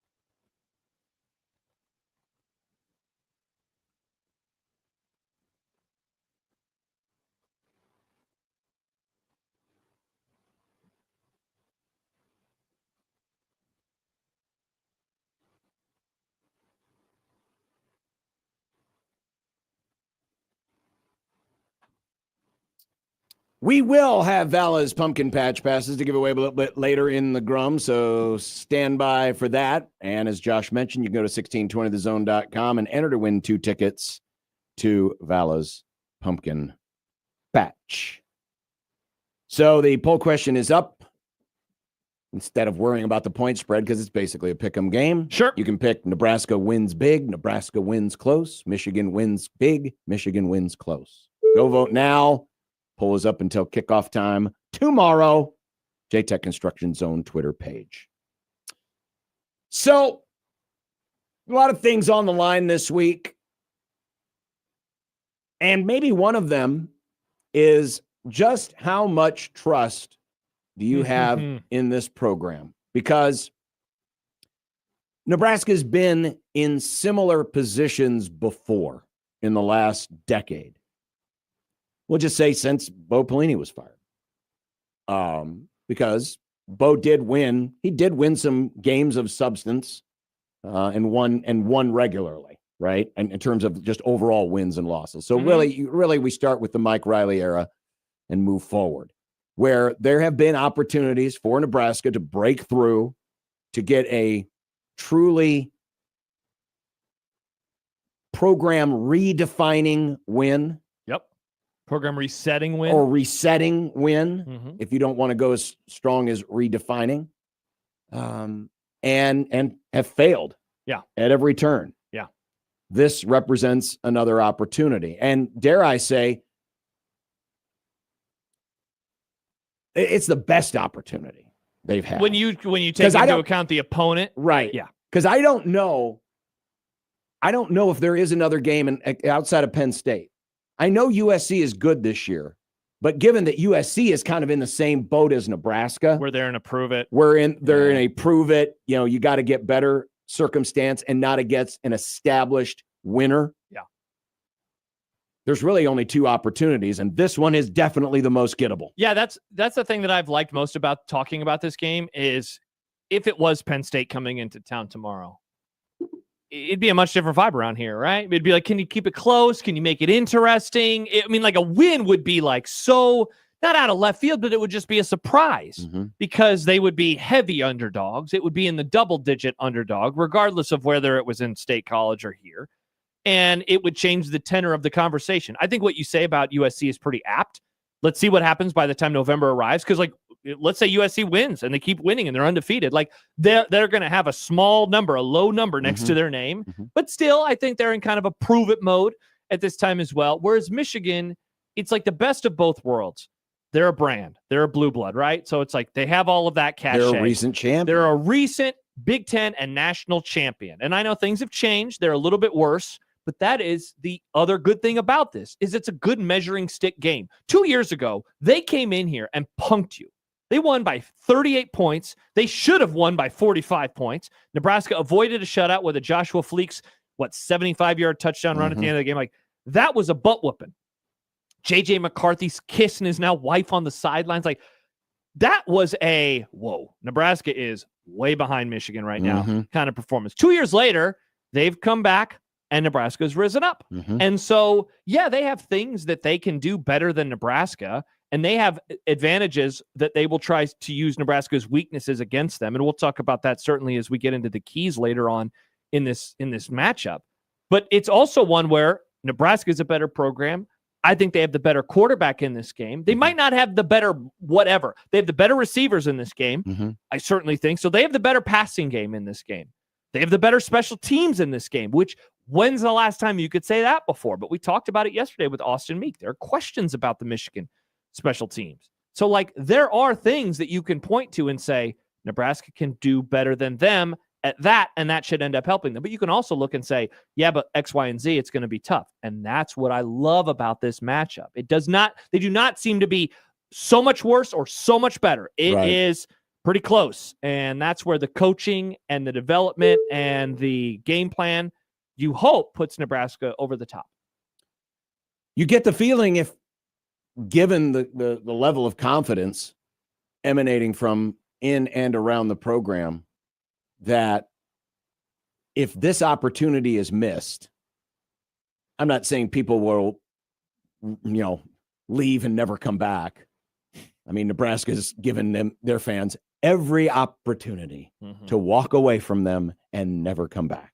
And that hasn't happened. So I'm not saying that is by any means at stake, but it will feel like a level of trust is lost in terms of believing, because a lot of building a program, a lot of winning consistently is about believing. And the fans do have a part in this, because Matt Rule wants to bring everybody together. He has done such a good job of not doing what his predecessor did a little too much, and what Bo Pelini did towards the end, and that is turn it into, us against the world versus us, meaning everybody. Us against includes the world. Us includes the fan base when he says it. But you Not our fans. But you get the sense that if Nebraska misses out on yet another opportunity, that again, there's really only one other opportunity left this season. Yeah. And And so it'll just take a little bit more time. This feels like a moment where Nebraska can take that step forward in its development as a winning program. And if they don't, we're probably going to have to wait another year for it. It feels like. Now, sure, Nebraska could lose this game and then somehow, beat USC and lose to Penn State, finish 10-2. Heck, maybe they make the playoff. So maybe all of this could be a moot point. Are we overreacting in a way? Possibly. But it just feels like in the incremental progress of turning a program around, that this step is at hand. It's a necessary step, and it's one that they need to make. Well, and so then you go back to the original question: do you trust them? And you and I have been doing this now together for a while, and we have had these Friday shows ahead of these big games, and so often, and especially in recent years, the trust in Nebraska to do it has waned. Mm-hmm. I remember that like first year that we were on together, it was the dying days of the Bo Pelini era. And so like he had lost some of that trust. Mike Riley immediately loses that trust. And every time he never really earned it. For sure. Never got it. Yeah. But he never got whatever it. he had, he lost foul, it after BYU. And like there was a moment to earn it back against Wisconsin, and he didn't do it there. And then, the rest of the era went the way it did. And Scott Frost, he had it and just always gave it away slowly over the course of his, 4+ seasons as Nebraska's head coach. Now, Matt Rule, he hasn't had a chance to really earn it just yet, but moments that maybe would qualify, whether it's Illinois last year or the Ohio State game last year or Indiana last year, either of the Iowa games, like they have lost it. And so like when you say what you do a few moments ago, after this, like there's not really a chance to earn it. I mostly agree with you. That's why like this is such an interesting game in that regard. And so do you trust them to do it? I remember a month or two ago, as we're talking about last year and this year, we talk about the Pinstripe Bowl. And hey, they held on. They get a 1-score win. But Pinstripe Bowl. It was Boston College. It's a bowl game. So then it's, okay, can they do it against a power school? They do it against Cincinnati. And even there's like this, well, it was at Arrowhead, and well, it's Cincinnati, and well, it's a Big 12 school. This is a game where if you perform that way, I know that there will still be the but Michigan's not as good as they were, and but they have a true freshman, and but they didn't have their head coach. But man, this is as close to as it's time to move forward into a new era of Husker football as you can have without it being a top 5 type team. And honestly, the whole idea with Sherrone Moore, I think it's a non-story. I think mostly it's a non-story. This is a program that's gone through this several times already. And they've shown that, I'm not saying a head coach isn't important, but honestly, a lot of the work of a head coach, especially one who is not also a play caller, most of their work is put in during the week, right? Or they set the table, all the assistants do the rest. But he hasn't been there this week. He hasn't been there this week. But again, you've got your coordinators. All that stuff's going to be leaned on them. I don't think it's a huge factor in this game. Just to push back, I don't know how it doesn't matter that a head coach isn't there. Like didn't matter. It didn't matter when Harbaugh was out. But he got to coach with them during the week. But he didn't get to coach in game day. But Sherrone Moore is gone this week. He was not there. So like, if it doesn't matter, then why have a head coach? Well, of course you have to have a head coach. I just don't think in terms of the level of preparation that's gone into this and the actual performance that we're going to see Saturday, I'm not going to look back if Nebraska wins this game and says, man, this game would have been a lot different with Sherrone Moore on the sidelines. Would you look back? I'd believe it more if it was a better established coach who was a winner. We don't know if Sherrone Moore's a winner yet. If it was Harbaugh, for example. Sure. It would make more sense because Harbaugh has shown his proof as a winner. Sherrone Moore is not at that level yet. It is interesting, and Dwayne points this out. It matters because Poggi is a much more aggressive coach than Moore. Like, but he's not calling the plays. No, but he gets to, in theory, help put together the game plan. And I mean, it is a stark contrast, game 3 versus games 1 and 2 versus how they operate. Well, I think the real question is the offensive coordinator. The offensive coordinator is more aggressive than Moore. And so, you don't have that voice in the headset saying, hey, let's not do that here. So that certainly could have an impact. Mm-hmm. But in terms of just the overall presence, I don't know. I don't plan on looking back on this game and saying this would have been a different result if. Does it mean something if Nebraska loses? Do you say like, wow, they couldn't even beat a non? No. Interesting. I mean, I can't.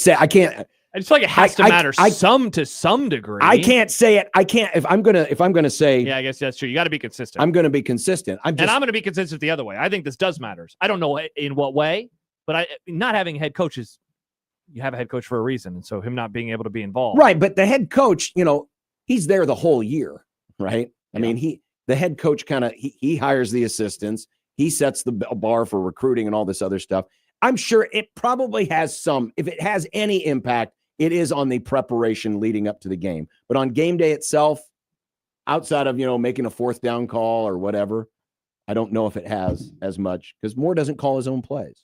David writes, and I think this is a really good thing to say. He says, this feels like a where is your program at type of game for both teams. Yeah, I think if you're a Michigan fan going into this game, you say, what are you talking about? You're going to beat us? Hell no, we are Michigan, and you are a bug on our shoe. They have kicked the crap out of Nebraska in each of the last 2 times. So, I don't know what it would mean for their program if they lost this game. Like, you look at the losses that they had last year. They lost 5 games, and some of them were against really good teams on their schedule, right? Like Texas came into town and they whooped on them. Other times, though, Indiana beat them late in the year. That's a playoff team. But other times they were like, ooh, they've definitely changed and they've definitely taken a step back. But this is supposed to be we are finding our footing again type of game for them. It is a measuring stick game for both sides. Because if Michigan loses this, they're probably staring down the barrel at another 8-4-ish type year, at another, above 500, but probably not in playoff contention type year. Whereas if Nebraska loses, barring something that I don't really see coming, they are probably going to be in that kind of win range that we talked about all offseason long. It just seems like it does seem like there's a lot at stake for both sides in kind of that big picture way. And and a lot of where kind of I'm sitting on this game this week is I'm expecting Michigan to take a pretty healthy step back. I don't know. I don't believe they'll be ranked at the end of the season. And so if you miss out on this opportunity this week, it could be one of those games where at the end of the season, if Nebraska is like an 8-4 or even a 9-3, they'll look back and say, man, they couldn't beat that team. If they'd have beaten that team, be even better. They'd have been a 9-win team or they'd been a 10-win team. Yeah. Maybe they would have been in the playoff conversation. Because I just, I think Michigan's going to have some issues this year. Because they're not as good as they've been the last. And they have a true freshman starting quarterback and a true freshman starting. That should work in Nebraska's favor tomorrow. I think. You would think. I definitely think it should. You would think it's always interesting to hear how people outside of this bubble talk about this game, and I'm willing to bet that a lot of them are thinking that Underwood's going to go out there and outperform Dillon. Well, hey, look, we saw it last year. It can be a roller coaster ride. It can. Like there are some weeks where last year I remember saying, holy moly. I remember sitting in the press box during that Illinois game and watching some of the throws thinking, oh, this conference has a player to deal with. Mm-hmm. And then at the end of the fourth quarter in overtime, you're like, whoa, that was terrible. And then the next few weeks, whoa, this is terrible. And that's the roller coaster ride of a true freshman quarterback. And I don't know why we're not going to say the same thing about Bryce Underwood this year, because they've already had a bit of a roller coaster ride. Look at what he did last week, but look at what he did against Oklahoma, not connecting on passes. I know they weren't running the football with him, and so that was more of a game plan thing, but it can be tough. And their receivers, I think Nebraska has better receivers. So, that's going to be a problem, I think, for Michigan all year long is the targets that Bryce Underwood is throwing to. So, being ultra confident either way on Underwood, I think is a fool's errand. I think there are going to be some games where he is awesome. I think there are going to be some games where he is struggling. If you're a Nebraska fan, you're hoping that tomorrow is one of the latter. Another big reason for this, take a look at the recruits coming in. There are 21 blue chip players coming into town this weekend. 15 of them are 4 stars, 6 of them are 5 stars. Setting a good example, showing off the absolute best you can be. I'm not saying it's going to land any of those players, but it gives you a lot better psychological chance when you can go out there and show out for a big home game and beat a team like Michigan, because everybody, a lot of these people on this list probably also have Michigan offers too. Mm-hmm. Well, we got on the subject of Dillon. When we come back, Dillon's importance in this game, and we'll preview week 3 of the NFL, also Movie Club coming up a little bit later on. Super Friends Roundtable in the happy hour today, and more as we get closer to Nebraska and Michigan. Game 4 on 1620 The Zone.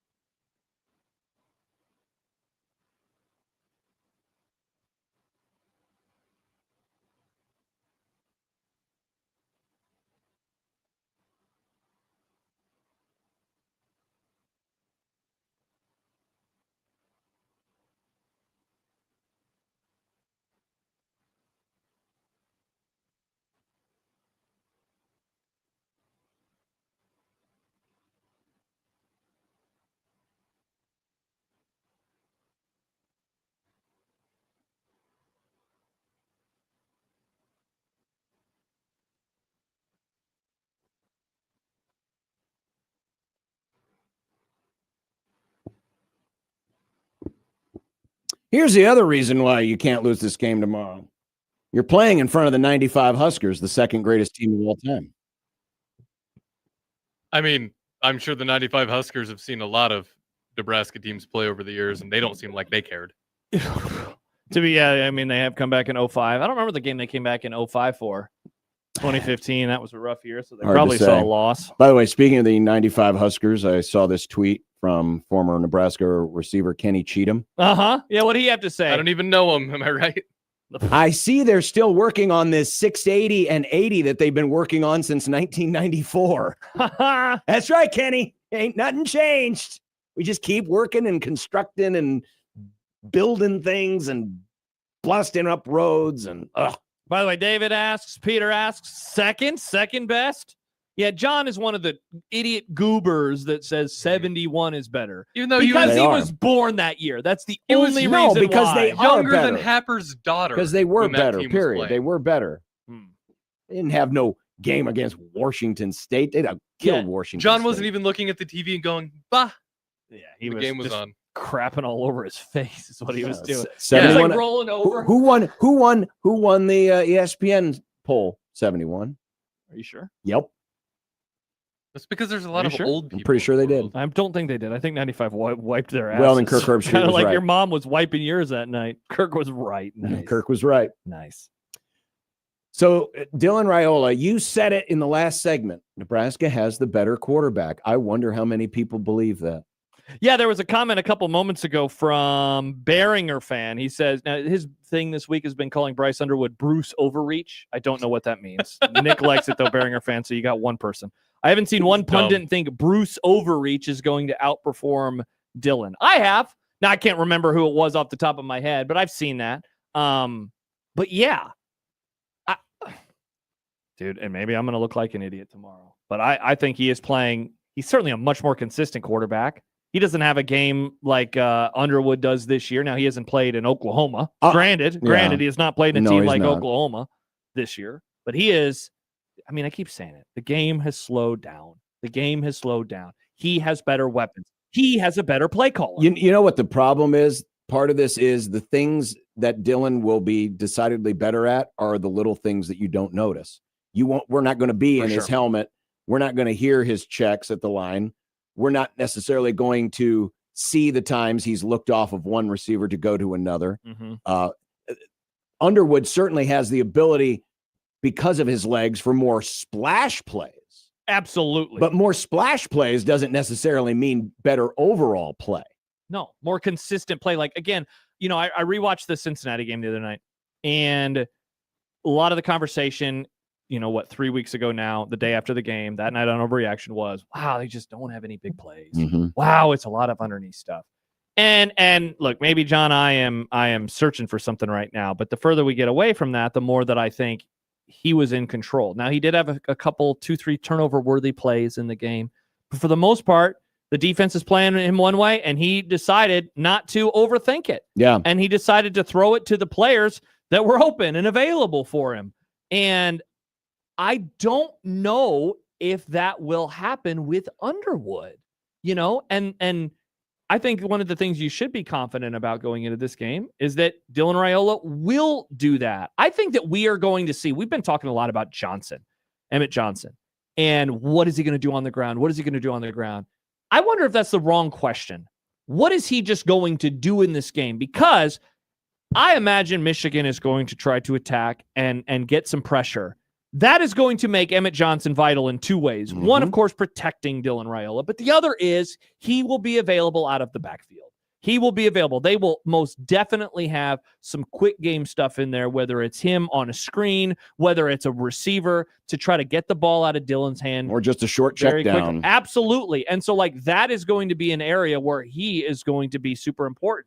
This could be, John Butler's, this is his game too. This is a real big moment for him in terms of what is he going to do to disguise things. We keep talking about will he or will he not have a spy in terms of how they're defending Underwood, like how the chess pieces are moved around and what the chess masters, if you will, in terms of the coordinators are trying to do, I think is going to tell a really interesting story, because then the quarterbacks will go from there.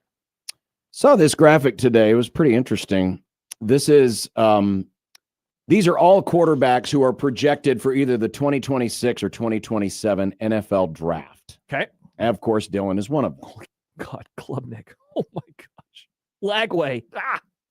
Sorry. But along the x-axis, left to right, is the career quarterback point rating. Okay.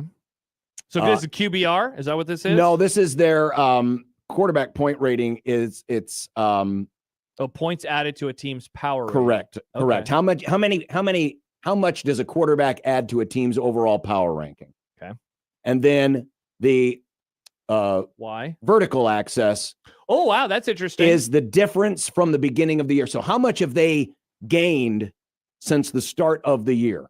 So if you are on the far right you are good. Yes. Again, But then right is good. Here we go.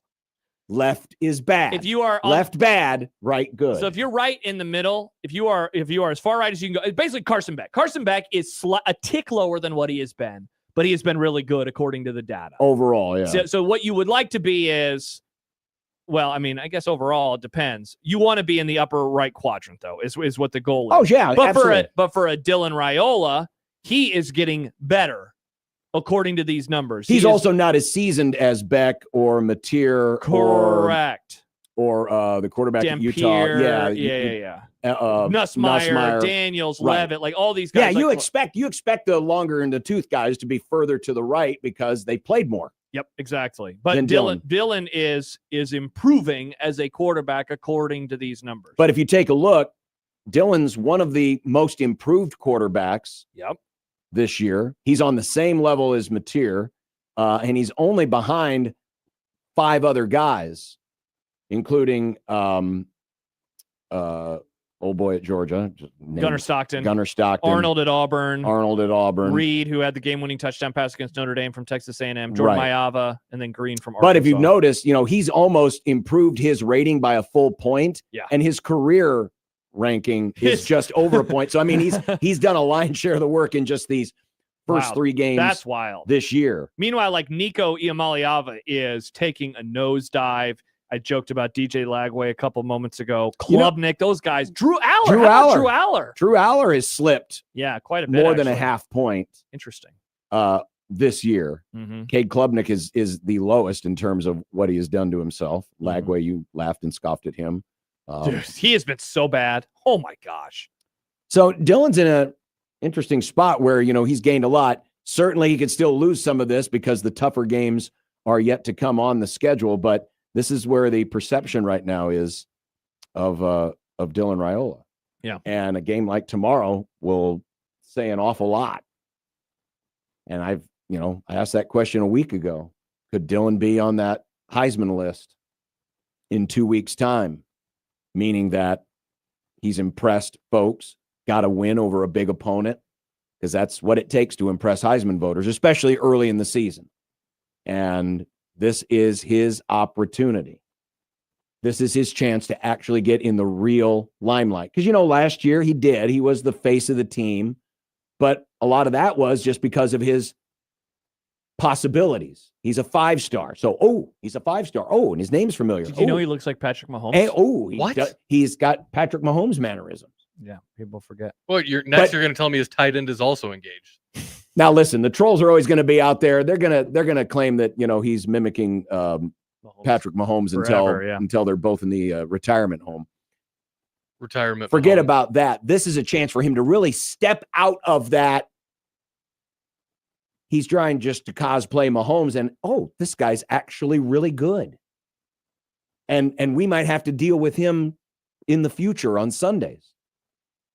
Not saying this game's going to make or break his career or make or break that perception, but it's one of those things where you can envision when ESPN's doing the pre-roll of draft picks, you might anticipate there could be some highlights from tomorrow's game that are in there because it will be his chance to really announce himself on the national stage. And then he gets drafted to the Chiefs and it all goes apart again. Starts well, but then it falls apart. Their tight end is also aging. Lyndon Meyer's too old, focused too much on his pop star wife, et cetera, et cetera. Classic. You've seen it once, you've seen it 100 times. Hey, I've seen this one before. All right, coming up, we'll preview some of the games in week 3. It's a week where several star quarterbacks won't be playing. Tua, Nick, you won't have to worry about him. You don't have to worry about him. That's right. The week's over. It can't hurt you anymore. Seriously. That's the good news about losing on Thursday. The rest of the week can't hurt you Unless anymore. the Chiefs are really good and that makes you sad on Sunday night. I mean, that always makes me sad. Exactly. But now I have to look forward to next Monday when they play the Jets. Oh, we have to watch the Dolphins again. They put them in primetime 2 weeks in a row for some reason. They did that with the Bears. Why couldn't they do this a couple years ago when they were Vikings, good? Rather. Why couldn't they? Those were the good old days, Nick. You'll never forget 2022 and 2023. Man, that just... Poopy goopy, John. Poopy goopy indeed. It's like you and the 71 Huskers. John's Monday night just got ruined. Ruined. 71 Huskers were the GOAT. I'm telling you right now, they were badass. Were. Yeah. Like the 95 Huskers were. God, 30 the years second ago. best team of all But time. who would win a football game between the 71 Huskers and the 95 Huskers? Well, of course, the 95. 95 one would because they were bigger, faster, and stronger. Heck, the They came along 2025 25 years Huskers would later. beat the 71 Huskers. Well, yeah, because they're all in their 70s. No, they'd beat them if they went back in time and played them. They'd Well, yeah, wipe the floor with them. the biggest offensive lineman, I think, was 245 pounds. Yeah, exactly. You think this was a different- you think the Nebraska's defensive line now is tiny? We didn't discover steroids yet. Yeah, that's true. Also, they'd be like shotgun formation. What are you doing back there? Don't forget that we've got a full weekend of programming for you, starting with 1620, the pregame tomorrow at noon. Nice. After the game, it's Big Red Overreaction. And then on Sunday, it's Severe Reaction with Michael. So it's all right here. If you want a complete pre and post analysis of this Nebraska-Michigan game, this is the place to be. 1620 The Zone. Hey everyone, Josh Peterson here for KRT Athletic Muscle Cream. The weekend's arriving. You might got things to do tomorrow before the game starts. You're running around. You're literally running around. Or maybe you are not because you're dealing with something. Muscle fatigue, strains, back pain, or other issues. Well, have you tried KRT Athletic Muscle Cream, the fast and effective pain relief cream that is designed to help with those ailments and more, whether it's something that you, maybe an injury, a bump or a bruise that you got from doing something, or maybe one of those, you were helping a friend move. One of my friends was helping me move a couple years ago, back immediately struggling. And I'm like, first of all, I feel terrible. I wish I could go back in time and offer my friend at the moment KRT Athletic Muscle Cream. If you visit the website today, you can get free shipping on orders over $15. Not to mention, you can claim 10% off of your order as well. Incredibly easy, and it's fast and effective. Been wondrous for me. It can be wondrous for you as well. Visit the website, krtrelief.com.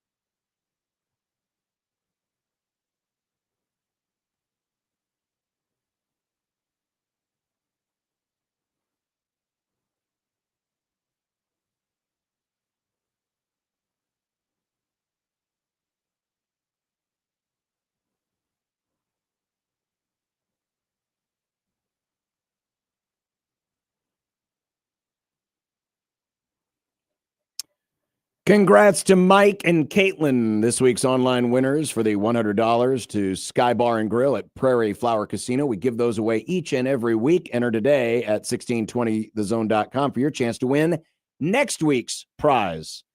Looking at the NFL this week, I know this doesn't probably fly terribly high on the radar, but given how the Colts have performed early on in the season, this game between Houston and Jacksonville becomes a little important because Houston's already 2 games in the hole to start the season. Jacksonville with a win.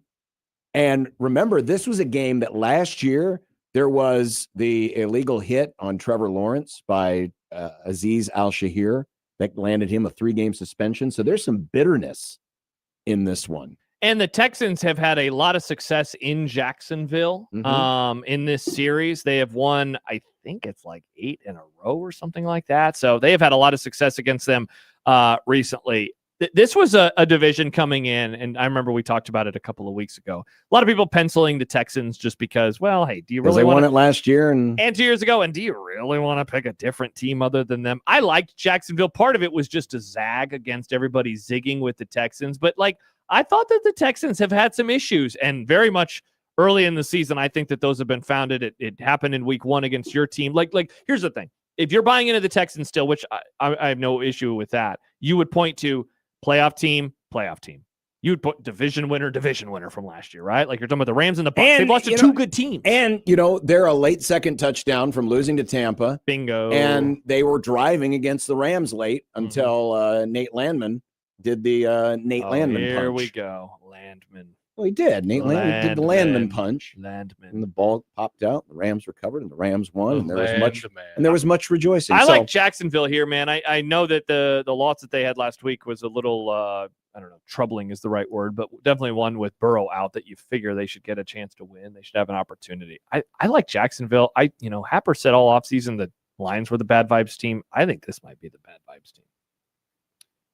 Or are the Vikings? Jags? Are the Vikings the bad Texas. vibes team? Bad vibes. I mean, now they've lost their quarterback, who maybe it's addition by subtraction. And here's where the vibes are bad, really, with Minnesota. People think there's like a conspiracy theory that McCarthy's actually not hurt, and they are doing this on purpose, which, for the record, I think is ridiculous. McCarthy needs one thing and one thing only in the NFL right now: snaps. He needs opportunities. We saw what happened with Trey Lance. The longer you go into your career without getting those reps, the more it is going to hurt you. Sure. So he needs the opportunity. Meanwhile, Cincinnati, they're 2-0, and yet every conversation about them, it's like, they're done. They're toast. They're not doing anything this year.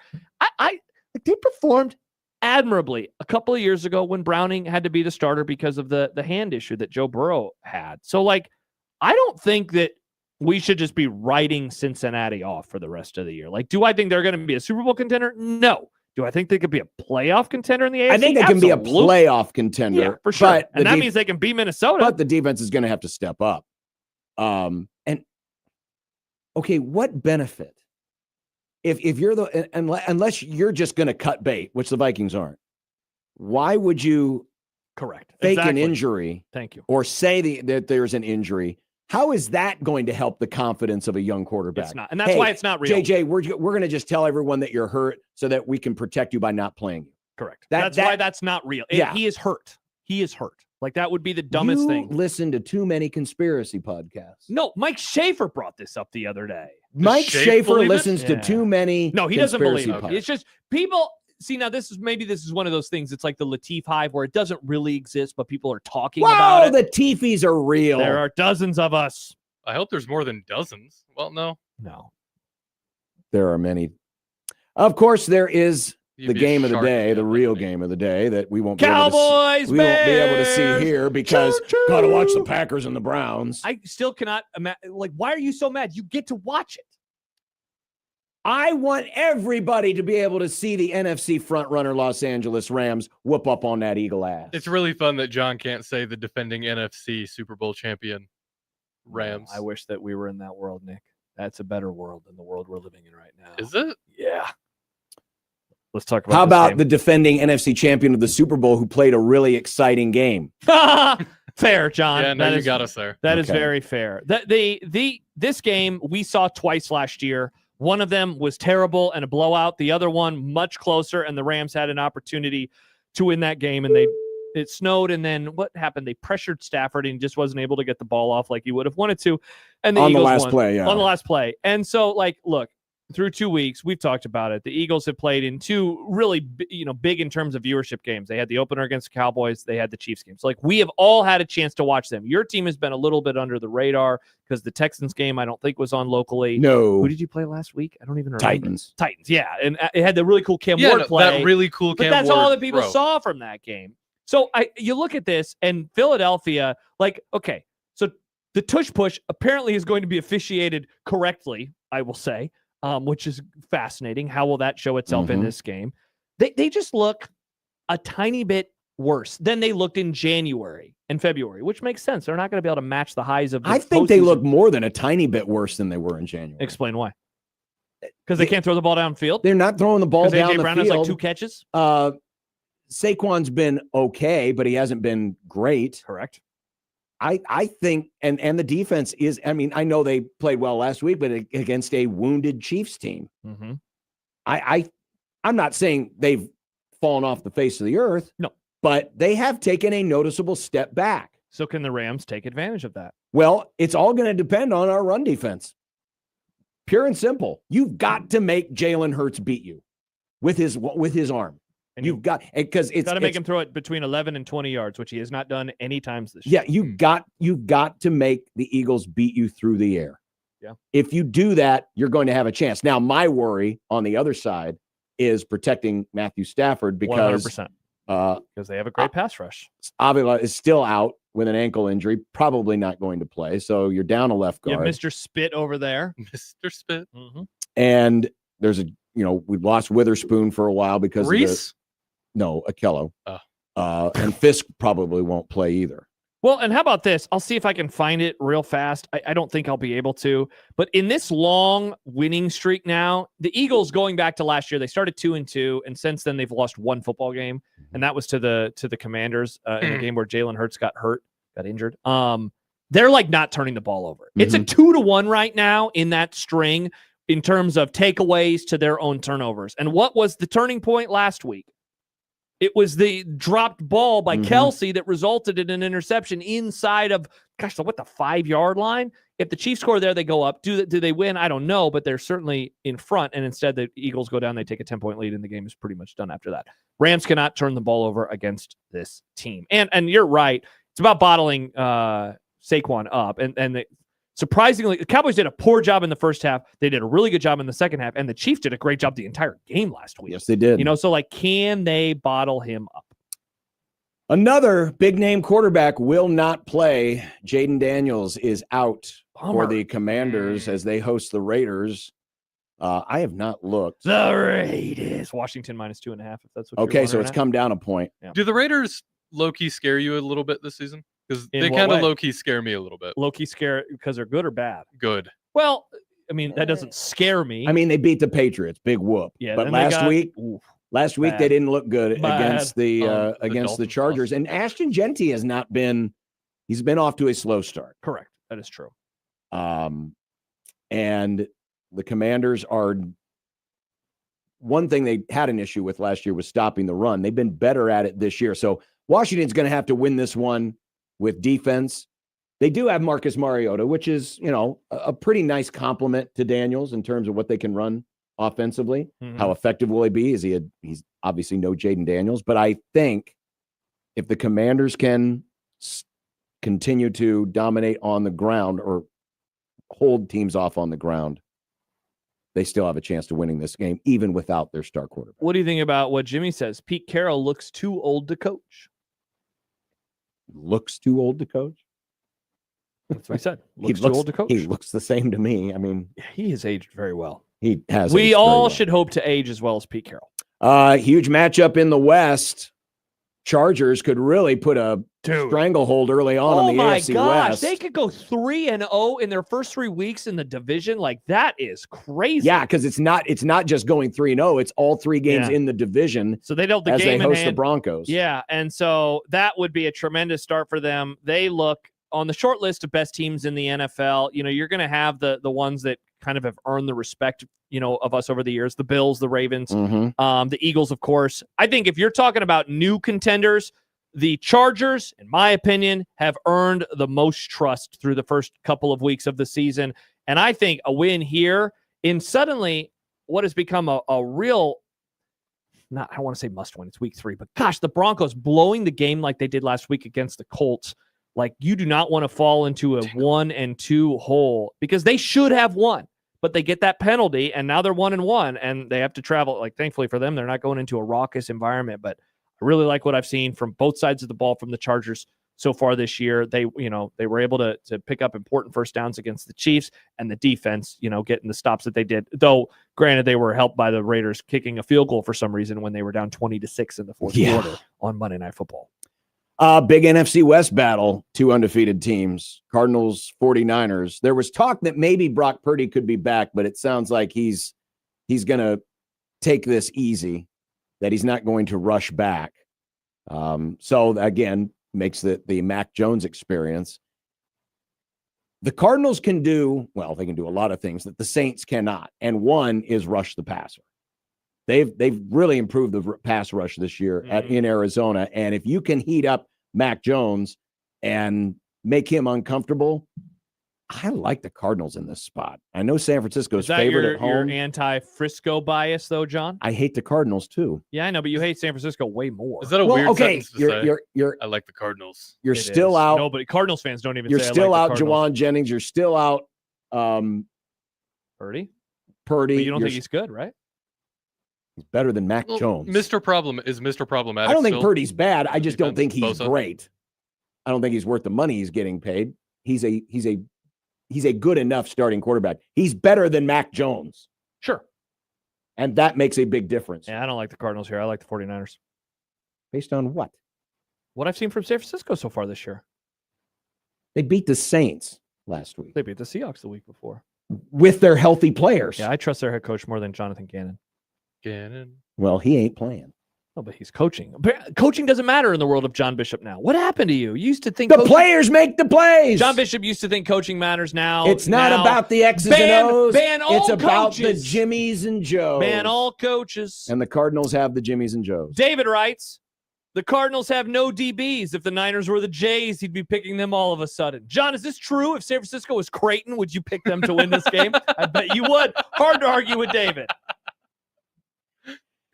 You got Lions and Ravens. What a interesting matchup between these two teams. Remember when the Lions a couple years ago were on the come and they went into Baltimore and Baltimore beat them by like 30? Yeah. I don't think it could be that bad, but I am still all in on the Ravens. I'm Ravens pilled. I love the way that they run the football. And look, the Lions, at least we know this. Oh, when I mentioned good teams earlier in the year, the Packers, obviously. I did not mean, that was not purposely avoiding them. But golly, did we just learn over the course of 2 Sundays that the Packers are really, really good and that maybe we should have taken a chill pill about the Lions loss to them in week 1 because I know that they got to play the Bears. Yeah. But everything looked just fine and dandy for them last year. Yeah, but it's a big step up from the Bears at home to the Ravens in Baltimore. And by the way, the Lions, last time I checked, were an NFC team, and Lamar Jackson is still Baltimore's quarterback because he has that hellacious winning streak against NFC teams at home. It is insane. Baymon says, damn it, Josh, the Ravens are the AFC Eagles. You disappoint me. I like them. I like Lamar. I like the run game. I like Derrick Henry. I like their defense. I like that they just beat people up. It's very fun to watch them. It's very Baltimore-coded, that team. They are. They seem like a team for that city, where it's like old school blue collar, run the damn ball. Yeah, I guess I've never had an image of Baltimore. Well, it's them. You've watched The Wire. I've also got a buddy. Yeah, but there's that. He's about to make a Wire reference. Okay. I have a buddy who is from Baltimore, and I mean he loves the Ravens, and it's just that team has the same vibe as my friend. Oh, so that's not even anything. What did The Wire have to do with it? Well, because John says he didn't know anything about Baltimore. Oh, you're saying he knows. Well, about Wait, so you say the Ravens remind you of your friend? Yes. Interesting. But what does that mean for us? No, it's just going back to Baltimore is very coded for the city. Okay. That's all. They remind us of Nick's friend. Okay. I just got a text from somebody, a great friend of the Grum. F Baltimore. This person is not a fan. He has told me a story about going to Baltimore once. He hated it. Yeah, I've never been there, but I've never also had an image of what is representative of Baltimore. Dave wants to know. I guess it's the Ravens. Ask John if it matters if McDermott is the coach of Creighton this year. No, put him on the sidelines. It wouldn't mean anything. Take him away. It's about the players. It's about the players. It is about the players. What happened to you? Coaches matter. It is about the players. They're missing their starting quarterback. Yeah. They're missing their all-pro tight end. They're missing a wide receiver. Cardinals are missing their DBs. You can throw on them still. Mac Jones? Yeah. When did you become, Mac Jones, he's the best thing ever? I'm not. I'm just saying. Mac Jones You're a gonna little lead the Mac NFC Jones West pilled champ- right now. Yeah, exactly. I'm Kyle Shanahan pilled is what I am. Kyle Shanahan can't play in the game. Remember Brock Purdy a couple years ago? Everyone's like, they're going to suck. And then they went to the NFC Championship game. He's able They to barely beat the Saints. The Saints had the ball at midfield with a chance to win. That was our fault. I'm sorry, the world. midfield more. The Dolphins losing to the Niners is not the reason Brock Purdy got good. No, Brock Purdy got a chance Stop because the making everything Dolphins about took out the- Jimmy G. Oh, that's true. Thank you, Nick, for reminding me. That's why Brock Purdy got the shot. Nick just wants this show to live up to the title he originally gave it. Dolphins bad. Coming up next hour, we're going to talk about Don Shula. Sonny Rice, was No. that Jed that just texted you? Because I just watched his podcast last night and every other thing he said was F Michigan. No, this was not Jed who texted this about Baltimore. It was Michael Severe. But that's funny that Jed dropped the F-bomb a lot about Michigan. The big red junkies, baby. Yeah, that going on that podcast, you worry being a guest is going to get you fired from your real job. Because of all the things they say. It's like, can I distance myself from some of these words, please? Thank you. Coming up next week on the Big Red Junkies podcast, Jimmy Fallon. All right, when we come back, what do we got? We'll do an abbreviated movie club. Because no Kent this yeah, week. Kent had some more important. More important. Well, they actually are more important things. I didn't mean to make it sound that way, but he did have important things to handle this afternoon. Yes. He apologizes profusely for not being here. He'll be back next He week. will be back next week, but we will do a review of A Quiet Place Day 1. Okay. And still to come, our keys, predictions, Jack Super Friends Mitchell, Roundtable. One Beer Friday. One Beer Friday. Oh, my gosh. 1620 The Zone.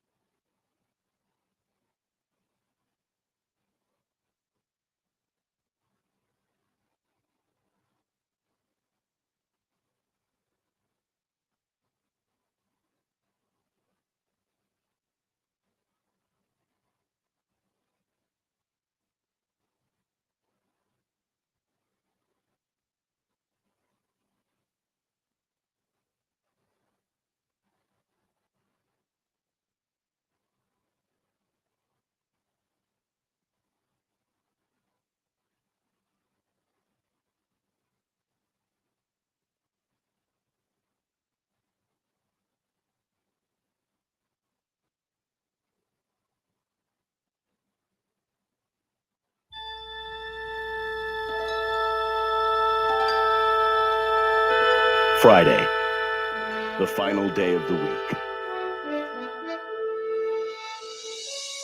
These are the voyages of the program Unsportsmanlike Conduct.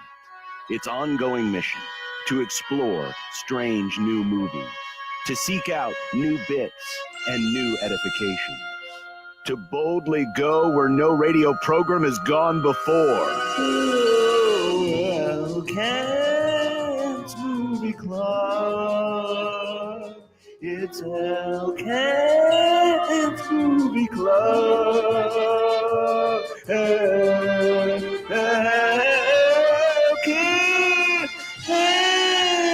Movie Club. It's Elkent's Movie Club. Sans El Kent this week. He'll be back with us next week. The movie was A Quiet Place. Not the original, not the sequel, but the prequel. Prequel. You almost called it a pequel. Pequel. And I made a graphic. It looked like crap with us three, so it's just back to the normal thing. Did we do one of these movies? I know we talked about one I haven't of them. seen any of them. Oh, okay. So this was the first time that you'd watch. Have you seen them? I've seen the first one. Okay, I love so you the had first seen movie. the first one. I was wondering, and we can talk about this. I was wondering how that would then view, because I couldn't remember. I thought that we had done A Quiet Place in Movie Club. I thought that we had done it because I remember talking about it at a Storm Chasers game. But I'll be honest, this could have been in the old days when we were doing reviews with Kent, like previewing it. But I thought you were there. So that's why I thought that we had done this. But you know what? I mean, there's a world, John, where you weren't there and it was a fill-in host that day, and one of them did it. Oh, is that Ravi's shave day? See, it might have been a Ravi day. Are you looking it up right now? I am. All I right. forgot to type No, in you're good. this one just to make sure I'm keeping my record straight. Ian says the original movie is the most stressful movie I ever watched. Did we? So you wanna set up? Should we set up like the world? Yeah. Or? I'll do that. I just want to see if we did do it. Did we? A Quiet Place 2. So we did it the second at Quiet Place. Huh. Interesting. Yeah. Yeah. Yeah, you guys what was did the it date? June 4th, 2021. Okay. So that would have been. So I was That was I don't remember. right before me. So that was probably College World Series, John, that you were gone. Yeah, Yeah. that was. No, I think that would have been like right after you. That was probably your first week on the job. I don't remember ever watching it. Interesting. So anyway, A Quiet Place, John, is, and of course we see it over the course of this movie.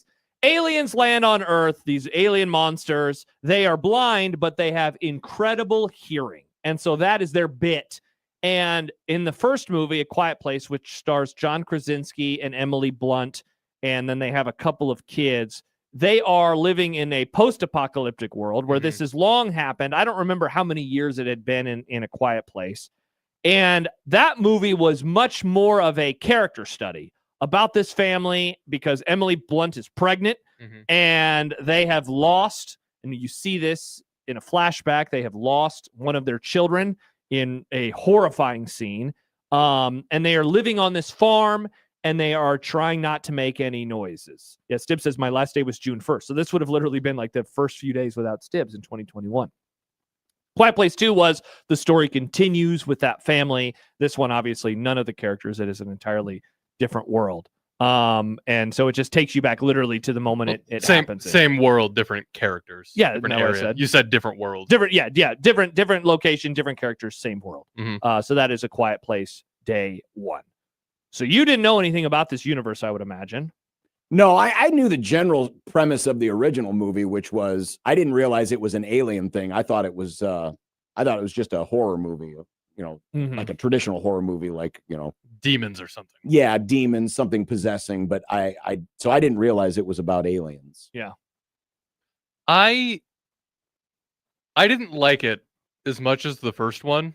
And I think the reason behind that is, if I remember right, the first movie, you don't see the aliens. It's very suspenseful, like maybe glimpses or whatever, and they kind of talk about it, but you don't. You see them. Do you? At the very end. Yeah, it's like a classic monster movie. No, that's what I'm saying, though. Okay, yeah. The problem with this one is it's just kind of full frontal, here's the aliens right away, which is scary in its own right, but it kind of, not being able to see the aliens in the first movie, it's like Jaws. That adds to the tension and the scariness of it. But if you've taken that tension away, why would you want to redo that type of tension? Because I think the assumption is if you're going to see this movie, you've already seen what they look like. Yeah, and I'm not saying I wish they did the same thing. I'm just saying I didn't like it as much because it didn't have that tension. Yeah. I think the first movie was fine. I thought the first movie was great. I don't remember the second movie. Apparently, I've watched it. Maybe, yeah.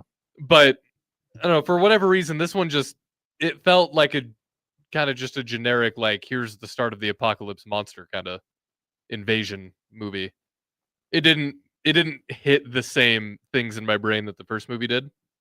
By the way, real quick aside, did John Krasinski write this? Yes. Yeah, but the original. Yeah, yes, he directed it too. Oh, okay. And he's doing that. they're doing another one. I didn't realize it. Okay, yeah, that's okay. John. I reckon, for the record, I am with Nick on that. Now, where I just was pushing back a little bit because I don't think you need the tension of showing the aliens or not because we've already seen them. But I will agree in that I don't think that this was as good as either of the first two. And I think the issue that I maybe had with it was I thought it was trying to tell a story of humanity with these few characters that we're dealing with. This woman, there's only like 6 characters in the whole movie. This woman who is nearing the end of her life. She's in hospice, right? Yes. And so she has cancer patient. Yeah, she has a cat, and so like you have her, and then she stumbles eventually upon this man, and they kind of develop this friendship as they live in New York, for the record. They're trying to get off of the island. Because the aliens can't be on water. Yes, and they've blown up all the bridges. And so like their goal over the course of the movie is get to the boat. Whenever the boat's going to leave, get to the boat, get away from New York City. And so I thought like it's trying to tell a story of these characters. I just don't think it did as good of a job as the first movie did. Yeah. I don't think it like they were fine. Like I thought the chemistry between the two leads was not very good. I thought the guy was weird. Like I didn't really like him. He didn't really have a consistent character trait. Like he's scared for sure. Yeah, I get that. He but seemed then more annoying than anything. Sometimes he's just annoying about it, like you said. Other times he's like too scared. He's like, okay, I'm gonna go out and get this medicine. Oh, I stumbled across a nest. Yeah. Well, and let's face it, when it's a movie where if you talk, you get discovered, and it's a lot of nonverbal communication. It is harder to build chemistry, especially in a 2-dimensional world like a movie. Right. Mm-hmm. I mean, it can be done. And I thought it was done way better in the first one. But it's just a lot more difficult. And I'm guessing here, so correct me if I'm wrong. The first one you mentioned is on a farm. Mm-hmm. And it's basically just the family, right? Yeah, correct. Yeah. This is a city where you have all kinds of people, panicked. It plays very much like a typical alien invasion disaster movie, like Independence Day or something like that. Whereas the first one didn't. It went against type because I remember seeing A Quiet Place in the theater. Mm-hmm. And man, it's weird seeing a movie in a theater where it's not very loud. Like where there are moments where you can hear every cough of the other people that are watching it, every sneeze, every popcorn, every sip of water that's at the bottom or pop with the ice. Like that, it made for I thought a really cool viewing experience. Whereas this, like it did have quiet moments. But I'm with you, John. But there's a lot of explosions. It's loud, things falling from the sky, things blowing up, etc. It does really seem like, I guess I get what they're trying to explore, which is we've already seen, a farm in the middle of nowhere that's naturally quiet.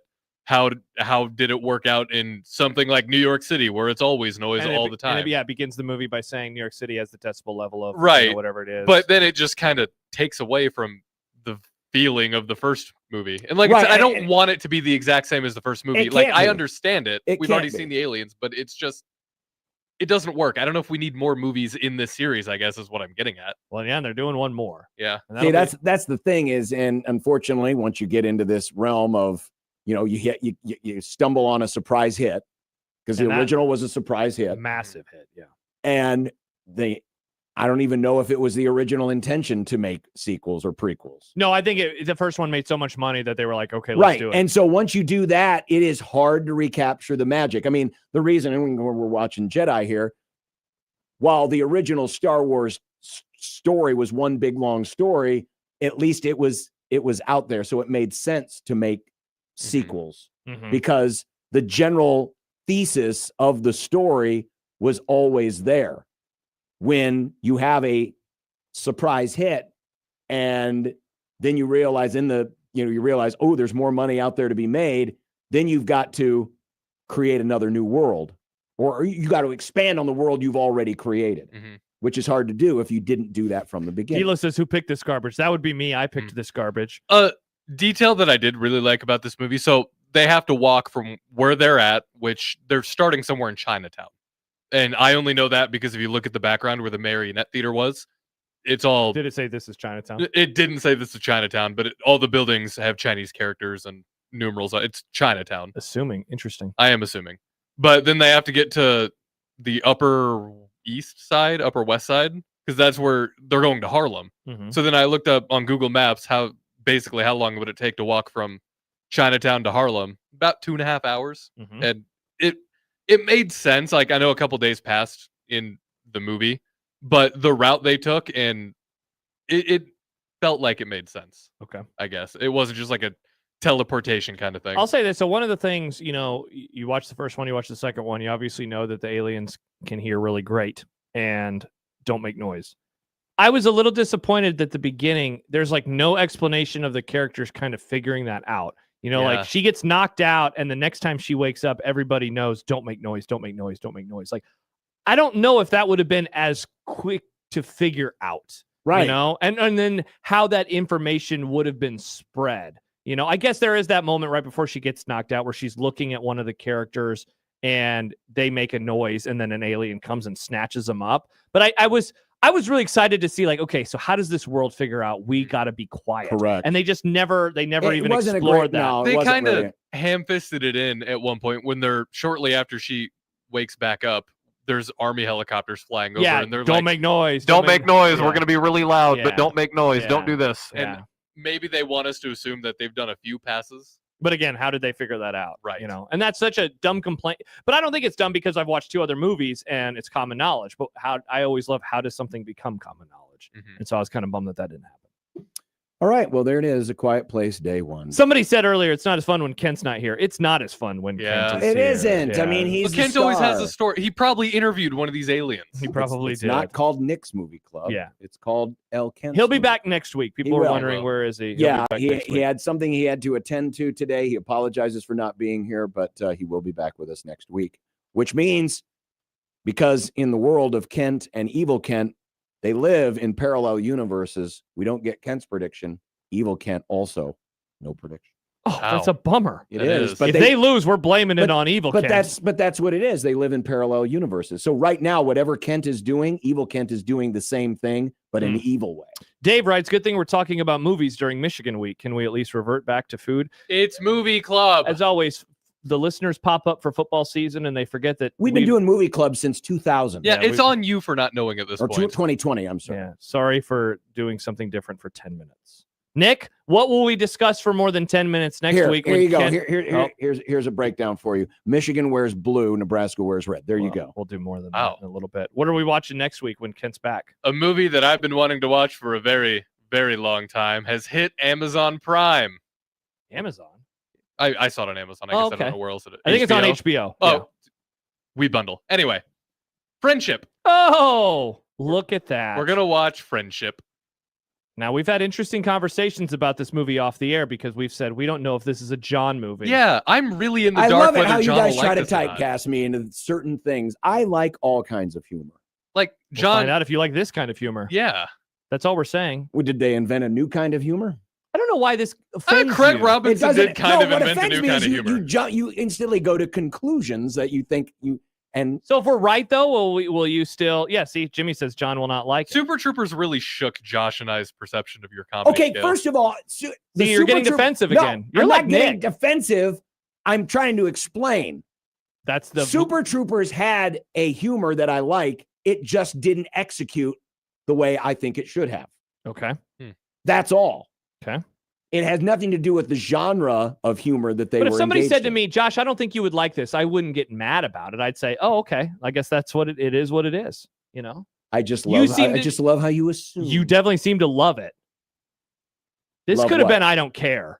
John, I don't care about you guys saying I'm not going to like a movie. I hope you love it. I think it's hilarious. And if it sucks, I'm going to blame you all. I'm excited to see this. D'Lo writes, there's no chance in hell John will find this movie funny. And of course, it's hilarious. Jesse says that's a crazy bad take, John. That is the impression that people. I have a great sense of humor. But no, see, I'm not arguing that. I think you have a good sense of humor. But there are some movies that I just know John doesn't like that type. That type of humor. That's all I'm saying. It's not, you don't you've like. never described what that type is. I mean, it's hard to describe. You'll see it. When you watch Friendship, it is a very different sense of humor. It is not traditional in any way, shape, or form. Well, I look forward to this. It's boneless humor. I look forward to this. Mm-hmm. I look forward Chief to this. 1999. And either proving you wrong or saying the movie's bad and being right anyway. So if you don't like it, then we will have been correct in assuming. No, it'll just be a bad movie. Wow. That's Executed poorly. Sam writes, LOL, John will hate Friendship. This is pretty interesting. See, a lot of people, I think, I'm sensing, this is your ageism coming out. Why are you mad at me? D'Lo is your age. He is in his 50s just like you is. This is not a millennial thing. Who cares? Jimmy is not my age. Jimmy is around your age. Everybody. How do you know the ages of all these people? Well, that's a good question. D'Lo has talked about the 1986 Oklahoma game to me, so I definitely know that he is not my age. Maybe he just watched it on YouTube. He told me I was there. So, again, he can't be my age. He could have been like John. He was a baby. -2 years old. He could have been -2. Could have been a time traveler. How do you know these people? D'Lo says I'm 49. Exactly. So he's your age. Well, we'll find out. Mm-hmm. We will find out next week. Friendship is the movie. Coming up next, we'll start to look at the games of the week in college football that aren't Nebraska and Michigan, including next, the Big Ten Mid-Bowl. But it's a game between two good teams. Careful, you're going to trigger Josh. Yeah, now you will trigger me like I just triggered you. Next on 1620 The Zone.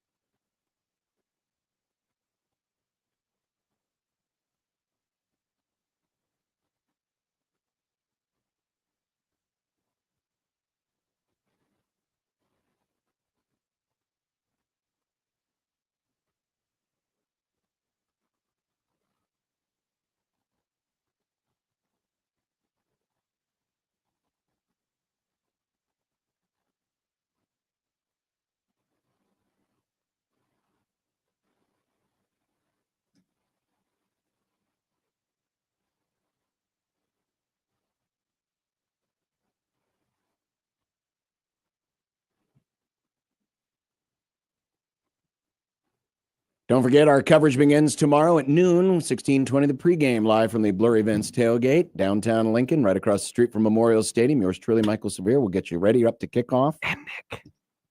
Maybe. If he shows. I will. Got to set 2 alarms tomorrow morning, Nick. I have 3. Wow.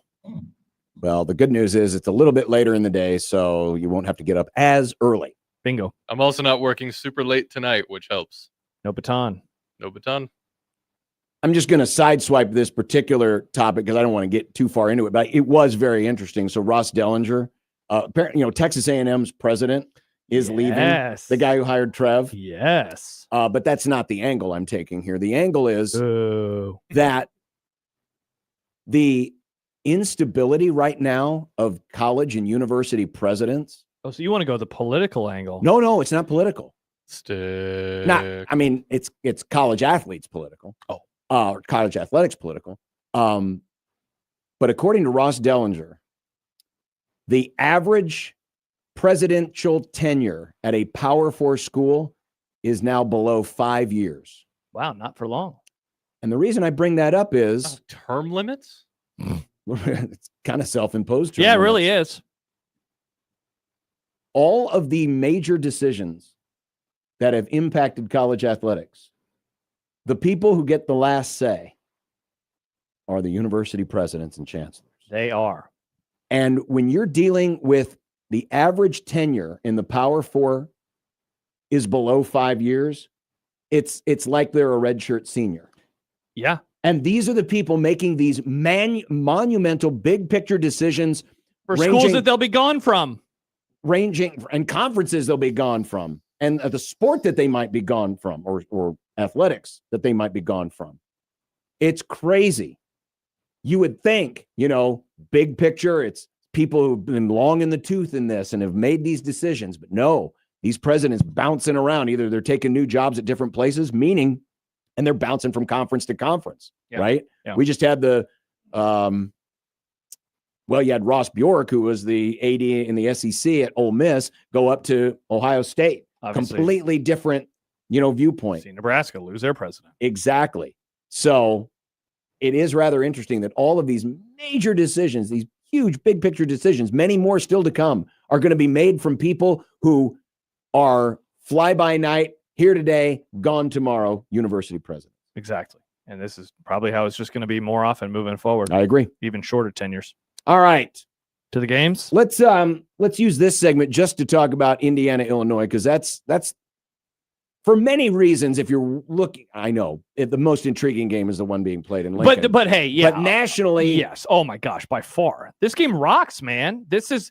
First of all, on Indiana's side, it is a team that last year played one team in the regular season that finished inside the top 25. Of course, that being Ohio State, who won the national championship. Otherwise, they got to avoid Penn State. They got to avoid Oregon. They played Michigan, but Michigan went 8-5 with their bowl win last year.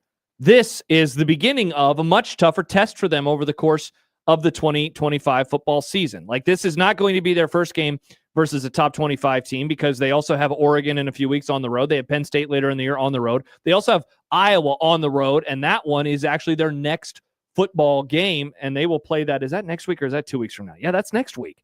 And so this is the start of a really tough stretch. Meanwhile, Illinois, they have played a power team so far. They played Duke in that kind of wild game a few weeks ago. And so this will decide. I know you've been calling it the mid-bowl, and we've been having fun with that.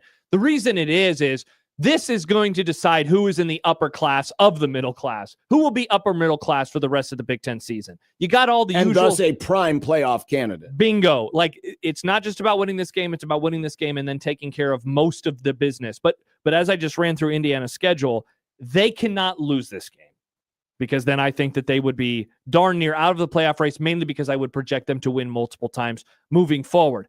Illinois is a little bit different because they have USC next week at home. They also have Ohio State, but they do not have Oregon, and they do not have Penn State on their schedule. That said, this is a great matchup. It's the first time since 1951? Is that what it was? 1950, the last time these two teams were ranked. So cool. At the same time. And so I got to see Indiana in person last week. I came away very impressed, of course, by their offense, Mendoza. I know that it was Indiana State, right? Like, what lessons can you learn? We're trying to figure it out with Nebraska. Their defense continues to get after it, man. Like, every time I watch them, I am always kind of surprised by that because they are known for their offense under Cignetti, but their defense will get after the quarterback as well. They have some really good receivers. Omar Cooper Jr. had 4 touchdown receptions last week alone, and he's not even their best receiver. And so I'm excited for this game. I really think am it's gonna too, be because fun. finally Cream Puff Kurt has to punch in his own weight class. Nice.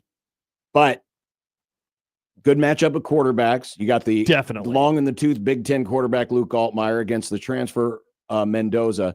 Interesting matchup in this one. Mendoza, when you look at his numbers, blitzed versus not blitzed, he goes from being the second most efficient quarterback when not blitzed to the 46th. Then you look at teams that play zone versus man. And Illinois, by the way, blitzes quarterbacks, highest rate in the Power 4, and plays the 6th most man defense. Against man or against zone coverage, Mendoza is 3rd best in the country. Against man, he's 144th. Interesting. So, I mean, Mendoza is playing right into the teeth of what Illinois likes to do best. Yep. And then on the other side of the matchup, as much as we talk about the quarterbacks, Illinois has been a good rushing team this year. Fegan, their running back, the big 255-pound running back, he's averaging 5.5 yards per carry. But where's Indiana? Indiana's got good strength in the middle of their defense. They're one of the top 5 defenses in run defensive grade this year. Yards per carry allowed is really good. The explosive run rate, especially between the tackles, is really good. So it's really strength on strength when you look at the other side of the matchup, Illinois offense, Indiana defense. I guess I'm not surprised that the spread is 6.5. I thought it might be a little lower. I thought it was gonna be lower. Tending to think I think Indiana wins, but I'm tending to think I'm going to take Illinois to cover. Yeah, my guess is that and Connor Happer hanging out in the YouTube chat today. What up, Happer? Right? Cignetti is a clown. My guess is that some of the line, Indiana, dare I say, John, Indiana's been great at home. and they're kind of a public team, right? Like, you watch Indiana, you think they're going to put up a lot of points and they're going to beat a team. And so I'm guessing that Vegas said we can't put the line lower because people would just pound Indiana, is my guess with this game. And if Michael Severe were here, he would be saying havoc, havoc, havoc. Havoc. He does like the word havoc. He'll probably say it on the radio. Havoc, havoc, havoc. And Indiana's havoc. been good at doing it and preventing it. Mm-hmm. Mike Stibbs writes, Connor loves SIGs. No, he just says that throw SIGs in the trash. What I'll be interested in, and I know it doesn't interest most people, but because, as we've jokingly called it, the mid bowl, this is getting primetime coverage on NBC. Yeah, friend of me, Noah Eagle, on the call. And this will be going up against Florida, Miami. I will be curious to see what the ratings end up being on this, given that this is the better game, or at least by rankings, it's the better game. And yeah, I'm way more interested in this than I am Miami and Florida. This is the second week in a row that Florida is going to be on in national TV in prime time. And plus, Miami could absolutely wipe the floor with them. They absolutely This game could. on paper is way more interesting because it seems like it's going to be closer. But you're right. But name brand wise, because you got better brands in the other game. You got better brands in the other game, but this is the better matchup and could provide us with the better game overall. Definitely. So that'll be tomorrow night, 6:30 on NBC. And seriously, the winner of this game is in prime position to pick up the 4th or 5th, I guess, playoff spot, but certainly 4th.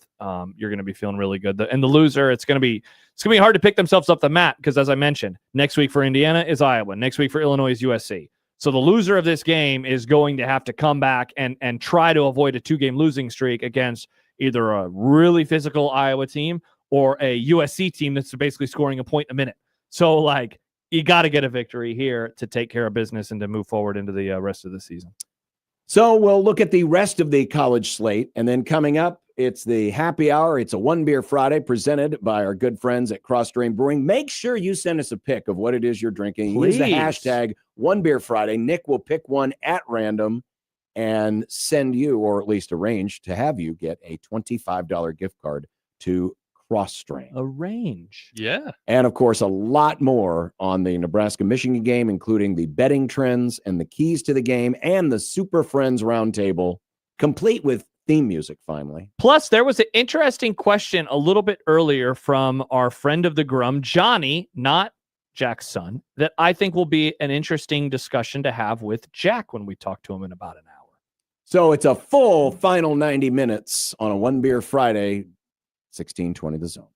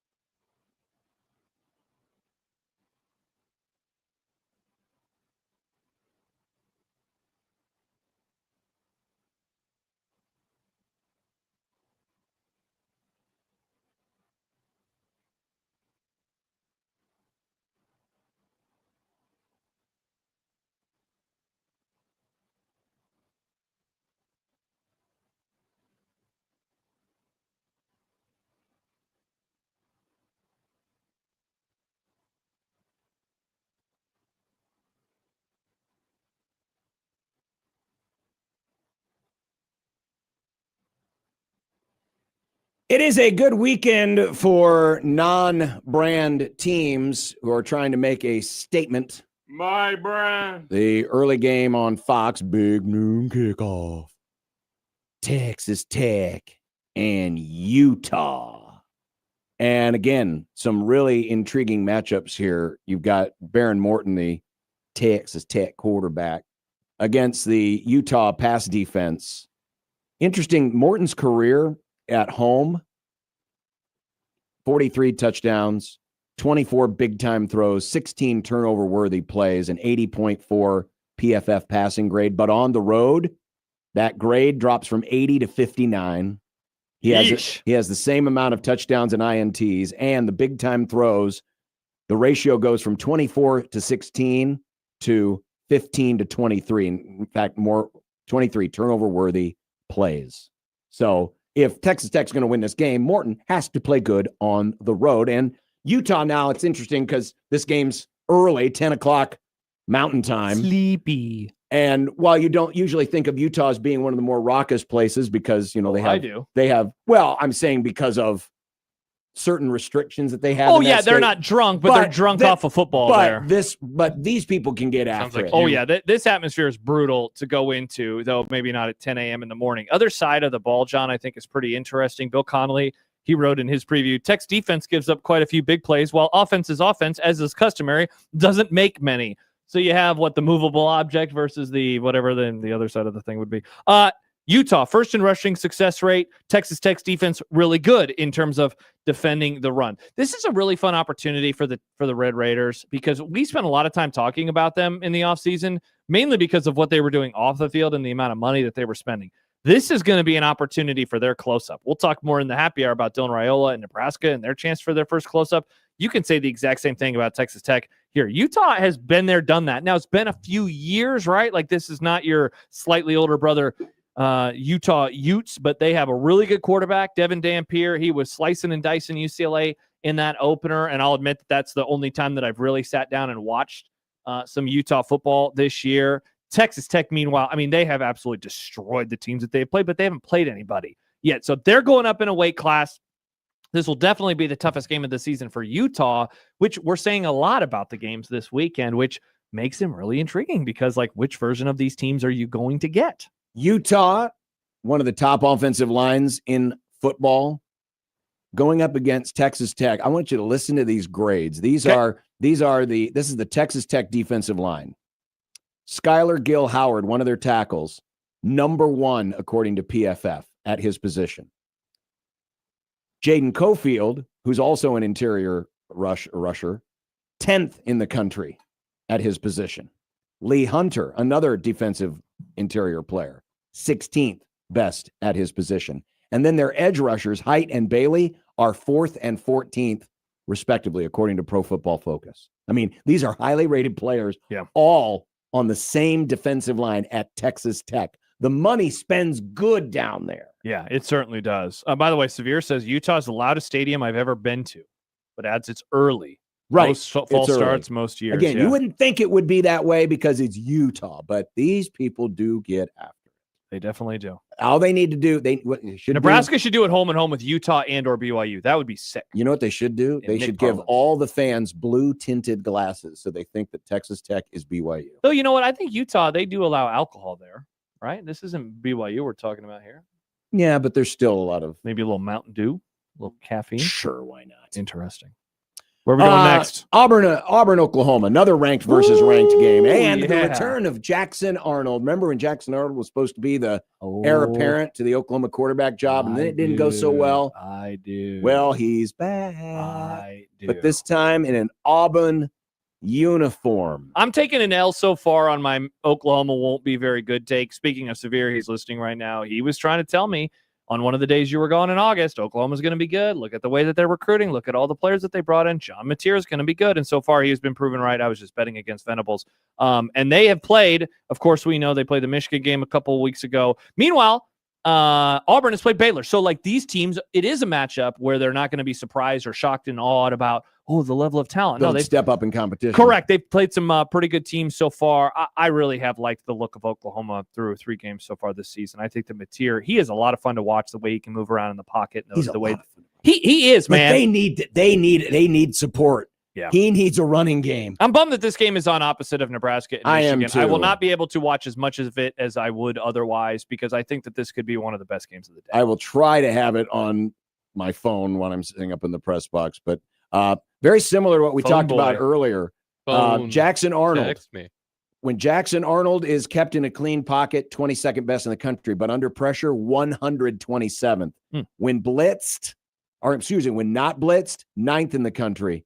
When blitzed, 103rd. And guess what? Oklahoma has the 5th highest pressure rate in all of college football and they are 18th in blitz rate. Yeah, the defensive side of the ball for Oklahoma, 4th in points allowed per drive, 3rd in yards per play allowed. Like they have really been getting after it. You saw it. I mean, a lot of us, I imagine, around here, we spent some time this week watching back some, if not all, of the Michigan-Oklahoma game, and that is the thing that stands out, is the way that their defensive line was putting pressure on Underwood, putting pressure on the offense, and really causing havoc against the Wolverines. And we talked about Oklahoma needing a run game. Well, they also need some run blocking.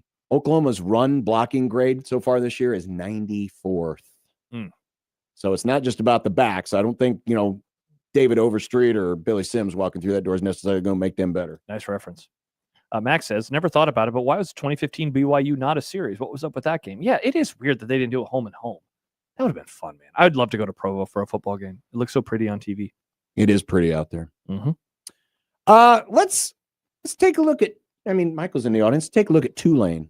Oh, wow. Tulane against Ole Miss. Another opportunity for Tulane to get a 3rd Power 4 victory. They've already whooped up on that Northwestern and they whooped up on that Duke. Now they take a big step up in class because neither Northwestern or Duke are Ole Miss. Yeah. So the Jake Retzlaff experience, this is a guy who's literally been with this program a month. I was going to say.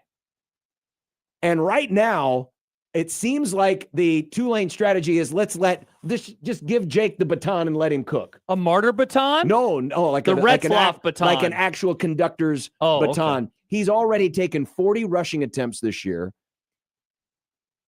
That's almost half of his career high for a season. 91 carries last season was his career high. Mm-hmm. He's at 40 right now. Now, he's got 6 rushing touchdowns. He's got 10 explosive runs. So it's working, but it seems like right now it's a little bit of improvisation because he's still new to this program. And then on the other side, Ole Miss, they have Austin Simmons. We talked about Ole Miss in 25 teams and 25 grums this summer, in which Nick went a perfect 25 for 25. People forget. And Simmons is the lefty, and there was a lot of excitement around him. And according to sources, because he's banged up right now on ESPN, he is unlikely to contribute significantly. That is according to Pete Thamel. He's been limited all week in practice. He will be available, or might be available rather, in an emergency role, which is the same as last week. He did come off the bench. He did throw a touchdown pass. They only won against Arkansas by 6 points, 41-35. This could be another high-scoring affair. And again, shout out to Michael. He says, look ahead. Ole Miss is playing next week versus LSU. I like Tulane in this game, at least against the number. The number... Oh, it doesn't have it. Is it 12.5? Is it? I don't have the ESPN story has it at 13.5. Okay. Michael said 12.5. I'll see if I can find the updated number. Trinidad Chambliss, that's the backup quarterback, had a good game last week. 12.5 points against Arkansas. So, Ole Miss might not be all that bad off without Simmons and enter Chambliss, but they've got to stop somebody. I don't think we're going to go too deep on South Carolina, Missouri, but I do want to say this. South Carolina, another team we talked about in 25 teams. I wasn't buying them, and I know that the sellers, I know what's going on here, but dude, they are a massive underdog. 10.5 points. It was 12.5 earlier in the week. That's crazy to me that they're that big of a dog against Missouri. But Mizzou. No, I know. I'm just saying, that's why I didn't buy into South Carolina. I was never in on them. Do we have anything we want to say about Miami and Florida? Don't throw a pick, DJ. Yeah. Don't throw a picks. He had 5 last week. Imagine, as close as that game was, he throws 5 picks. They were +4 in turnovers. Now, I don't mean to talk about LSU in this spot, but yeah, take away a couple of those interceptions, Florida might have won that game. Yeah, I like Miami so far this year. I think they played really good football. They have the Notre Dame win. Of course, last week they just blitz USF. John, there's a world where we leave this Saturday and more people are saying Miami's the best team in college football right now. Miami's the best team in college football. Well, they could put up a big number here. Miami's offensive line, 15th best in the country. Beck has been getting off quick releases. He's only been pressured on 12.8% of his dropbacks. We'll deal with that. And the Gators come in with the 102nd ranked pass rush grade. I think Miami puts up a big number. Yeah, I do too, man. I think that that they are they are that. They are that good of a football team. I do not think that Florida is. I think Florida is licking their wounds right now, and I think that they could cause some problems for Mr. Lagway and really get after him. I really like Miami that we're seeing right now. That's not to say that they'll go undefeated, and their head coach is probably going to make a boneheaded decision or two along the way. But they also might be so talented that it's not going to matter in almost all of the football games this year. It will matter come playoff time. I don't know if it's going to matter, though, against a team like Florida. Do you have any other games you wanted to talk about? No, I mean, we didn't mention Iowa and Rutgers, which is kicking off in 2 hours and 15 minutes, and Iowa's on the road. First team to 9 wins. Yeah, we'll have that game in predictions. Like this, I don't know. These Friday night, weeknight games in pro-ish markets, whatever you want to call Rutgers, are just – I always wonder what the atmosphere is going to do for the football game. Gronowski, admittedly played a lot better last week, but now he's playing another power team, and so let's see what happens against Greg Schiano and the Scarlet Knights. But that's just more – I'll watch it because I'm interested to see what Iowa looks like, a couple weeks after that really poor performance. I mean, honestly, this could be the difference.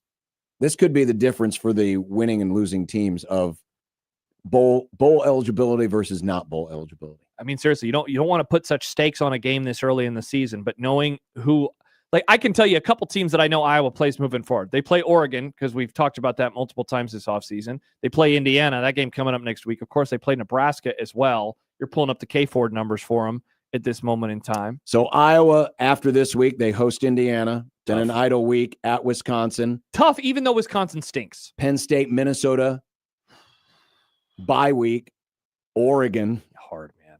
At USC, Michigan State, at Nebraska. Brutal. Yeah, you're right. Iowa's got to win this. I mean, that's a great point. I hate to undersell. I never want to underestimate Kirk Ferentz. But I think Iowa has to win this game if they want to entertain getting to a bowl this year. Wow, that's a lot of pressure. Almost, you would say, embarrassing if they're unable to. I mean, according to K-Ford right now, it would be embarrassing to lose to Rutgers. According to K-Ford, they're at 54% chance of 6 wins. And so you lose tonight. What is you have as the likelihood of winning tonight? It's 50-50. Wow. Yeah, that's going to be an interesting one. I like Iowa slightly in this one. I think it's more just trusting the program over Rutgers. But yeah, you don't win this with the schedule and the playoff level teams that they have, whether it's coming into their house or going on the road. It's going to be really, really tough. And Rutgers, by the way, goes to Minnesota next week, idle week, at Washington, home for Oregon, at Purdue, at Illinois, home for Maryland, idle week, at Ohio State, and then home for Penn State. Good luck. Again, Rutgers needs to win this game. They're sitting a little bit better, according to K-Ford. They're at 74% chance of 6 wins. But again, a lot of that changes with the loss. But lose tonight? Yeah, it gets worse. Lose tonight, and it's going to be a lot harder. I'll give you one more game, and it's not so much. I do not want to break down Maryland, Wisconsin. But Wisconsin, you go to their schedule because theirs is horrible. They have the hardest schedule in college football this year. And I don't even want to say they need to win tonight to make a bowl or not tonight, tomorrow rather. I don't think they're going to make a bowl. They need to win to salvage anything because read off the teams that they have after Maryland. Idle week at Michigan, Iowa, Ohio State, at Oregon. I mean, look at that. Look at that October schedule. Awful. At Michigan, Iowa, Ohio State, at Oregon. And then they still have November. And then there's Washington, at Indiana, Illinois, at Minnesota. Brutal. Again, it's not even about getting to bowl eligibility. It is about keeping your job. 30% chance of 6 wins. Dude, it is. By the way, Maryland is my upset special this week. I like Malik Washington here against Wisconsin. This is a if you can't win now, Maryland, when can you win kind of game for this program? And again, Wisconsin, you just read it. Their schedule is it's awful. It's awful. Man. Awful. Awful. All right. So there's some of the other games of the week in college football. When we come back, the game of the week. Dallas, Chicago. We finally break it down. The Mavericks aren't playing the Bulls. Why would we ever break down the NBA? Well, you said Dallas and Chicago. I figure you're talking Mavs about and Bulls. The NFL, John, the National Football League. It's America's game of the week. Does Dallas and Chicago have NFL teams? Tom Brady on the call. Kevin Burkhardt on the call. Aaron Andrews on the call. Wow. Because she's a woman at a football game? No, she just had too many Italian beefs. Wow. Betting trends, keys to the game, predictions, beer, super friends roundtable, beer, complete with theme music and beer. Brought to you by Cross Drain Brewing on 1620 The Zone.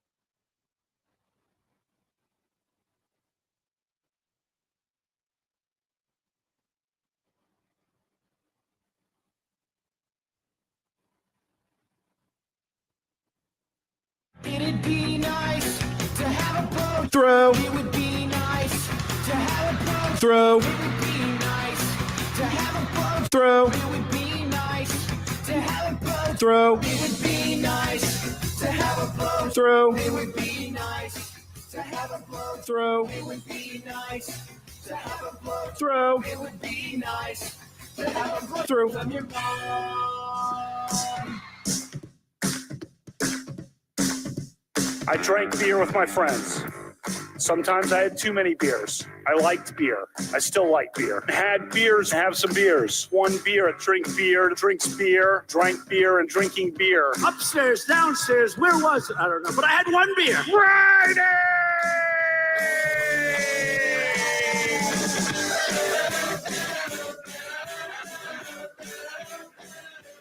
You probably have beer Beer Center. Each week, Ralph Club, biggest contributor.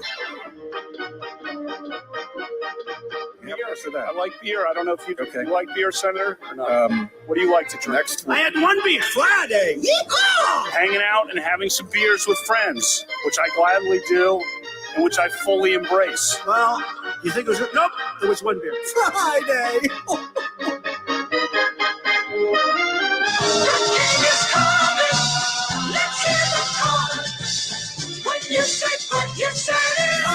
Here we go. Here we go on a one beer Friday. They finally let me back here on a Friday. John and Nick kicked me out for the last couple of weeks. No, and you I said, voluntarily went to Bloomington. Yeah, you left us to get a carton of cigarettes and milk. Yeah, exactly.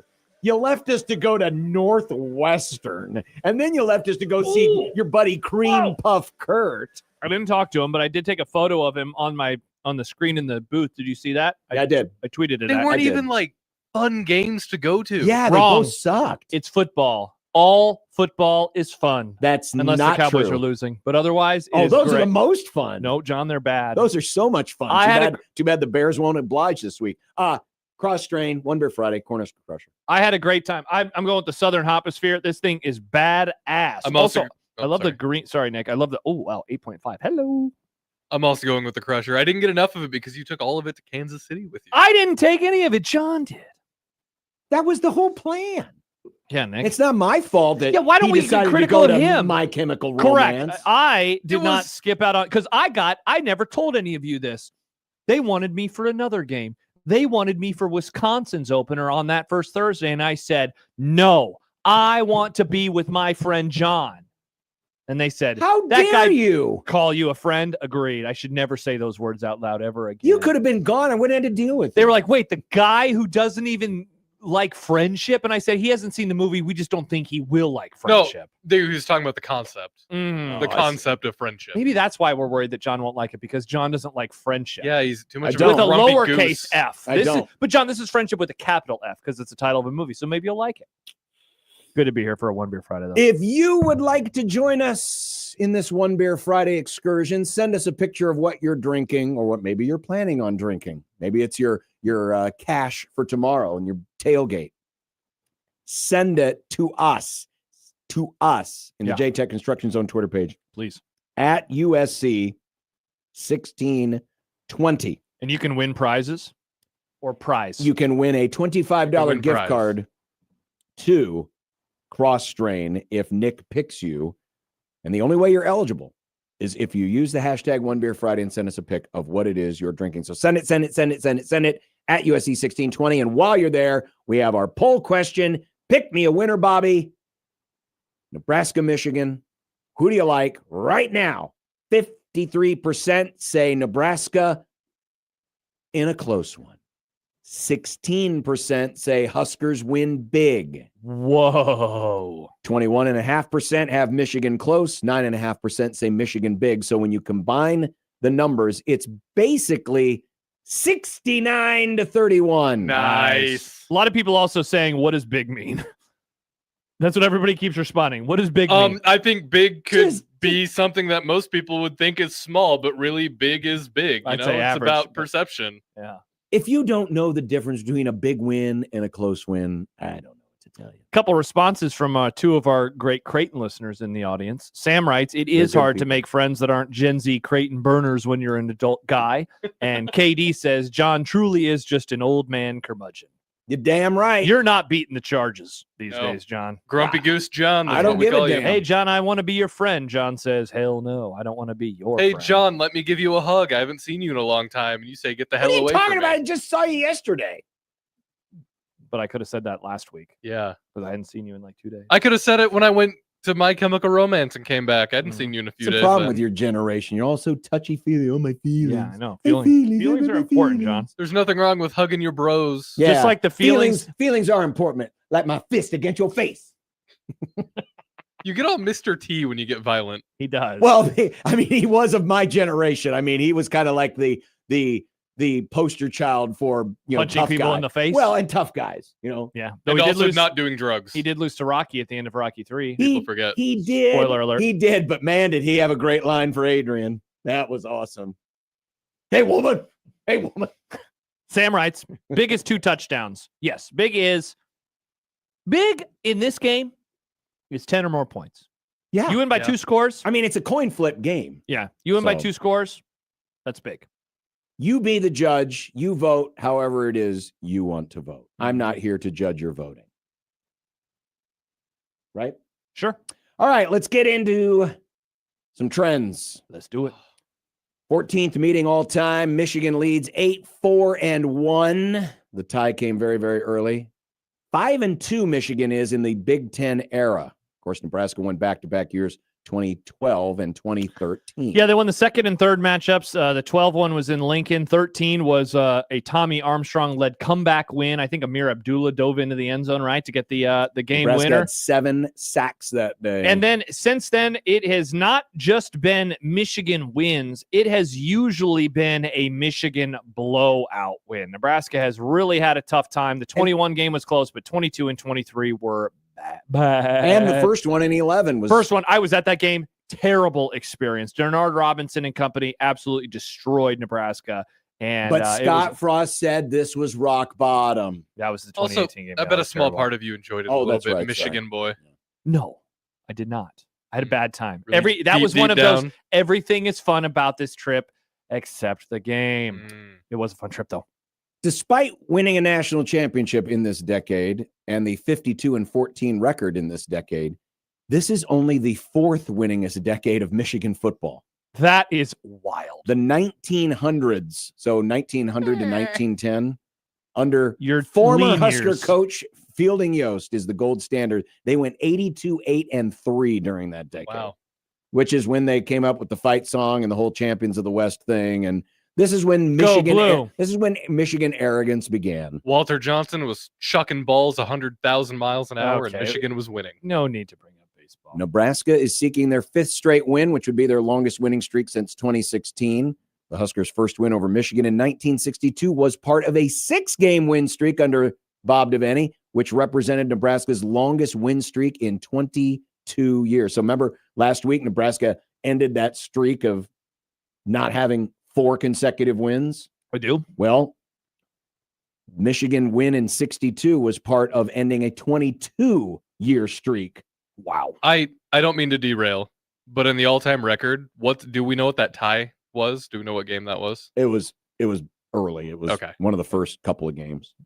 Huskers 21st in K-Ford, 49% chance of winning. Michigan 14th, according to K-Ford. Okay.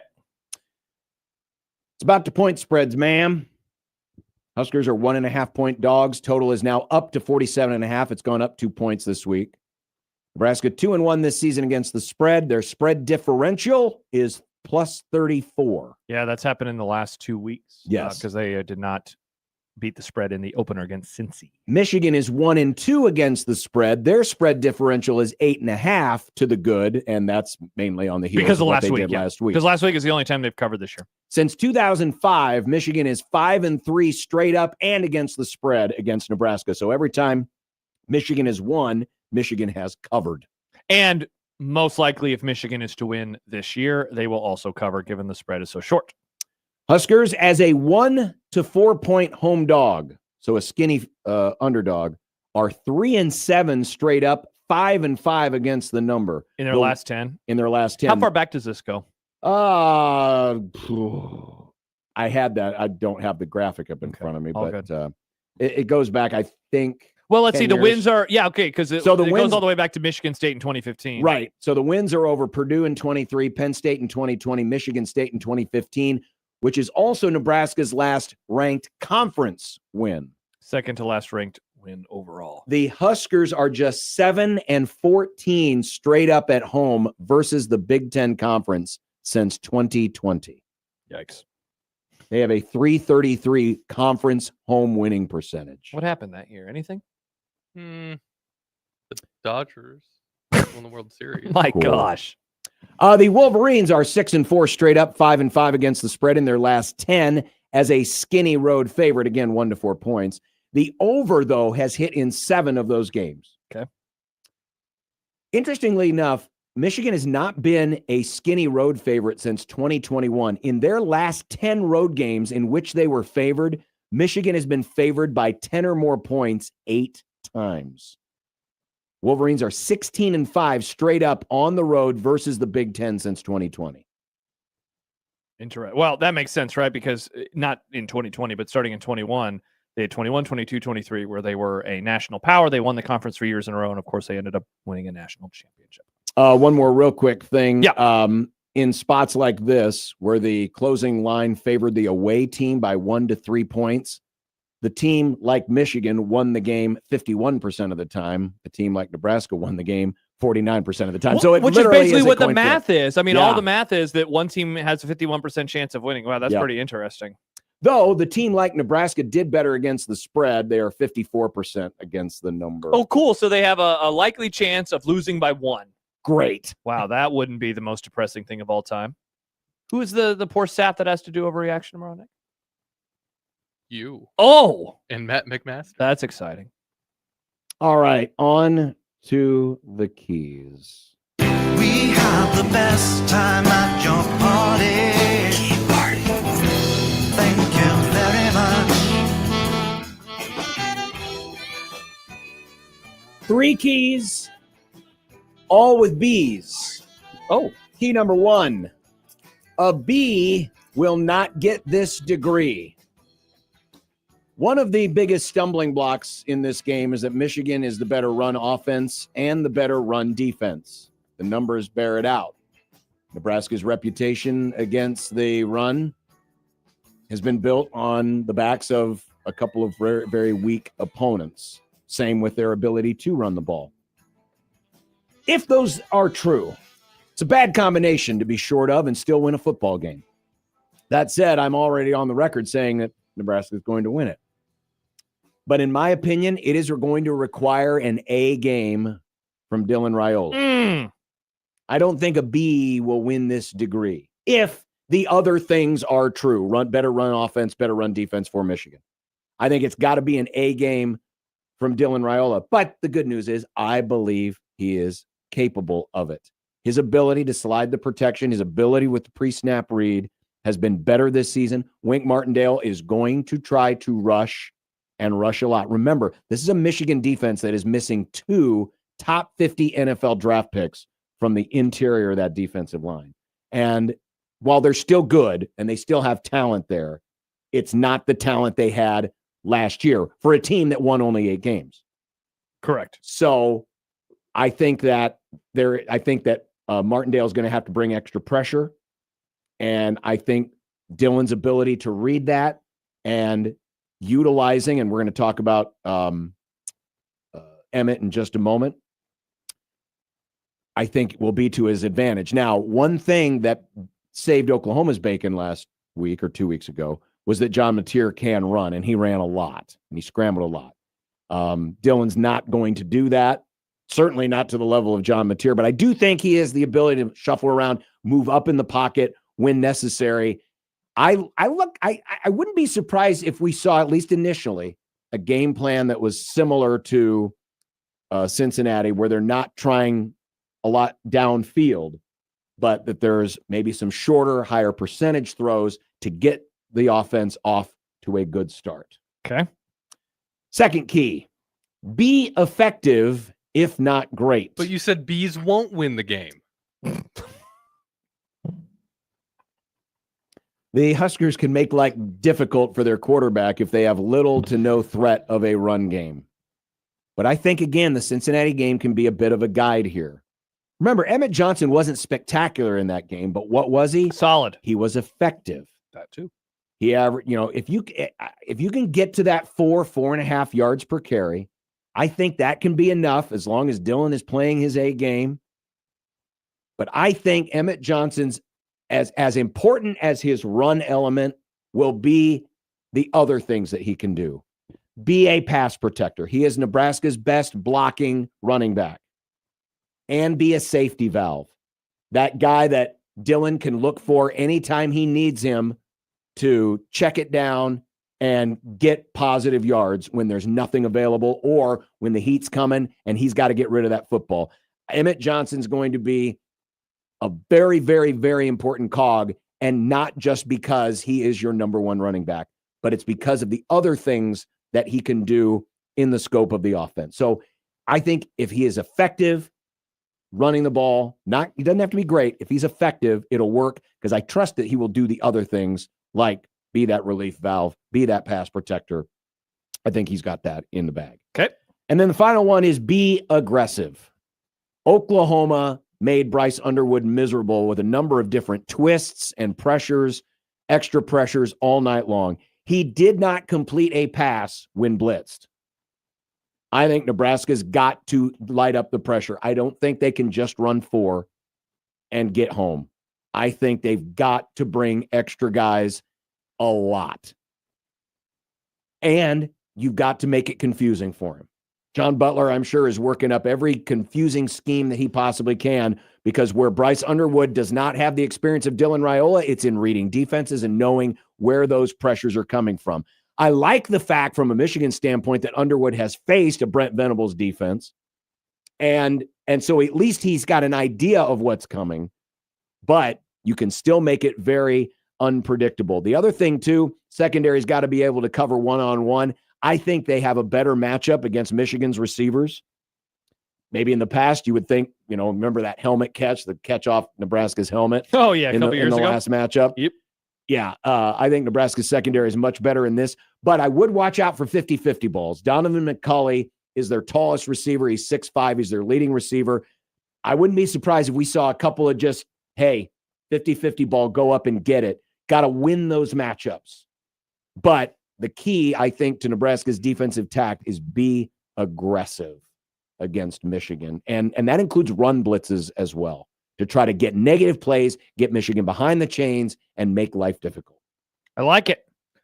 We're going to be along the same lines in some of these. I went with 5 keys: the quarterbacks, the lines, the running backs, the specialists, and the coaches. This sounds like you're just listing off elements of the game. I mean, I honestly am, John. Oh. I decided not to be cute here. The quarterbacks, Dylan Raiola, Bryce Underwood. How about these numbers that I got from On3 earlier this week? Bryce Underwood was pressured on 46.2% of his dropbacks against the Sooners. He only completed 2 of 10 throws.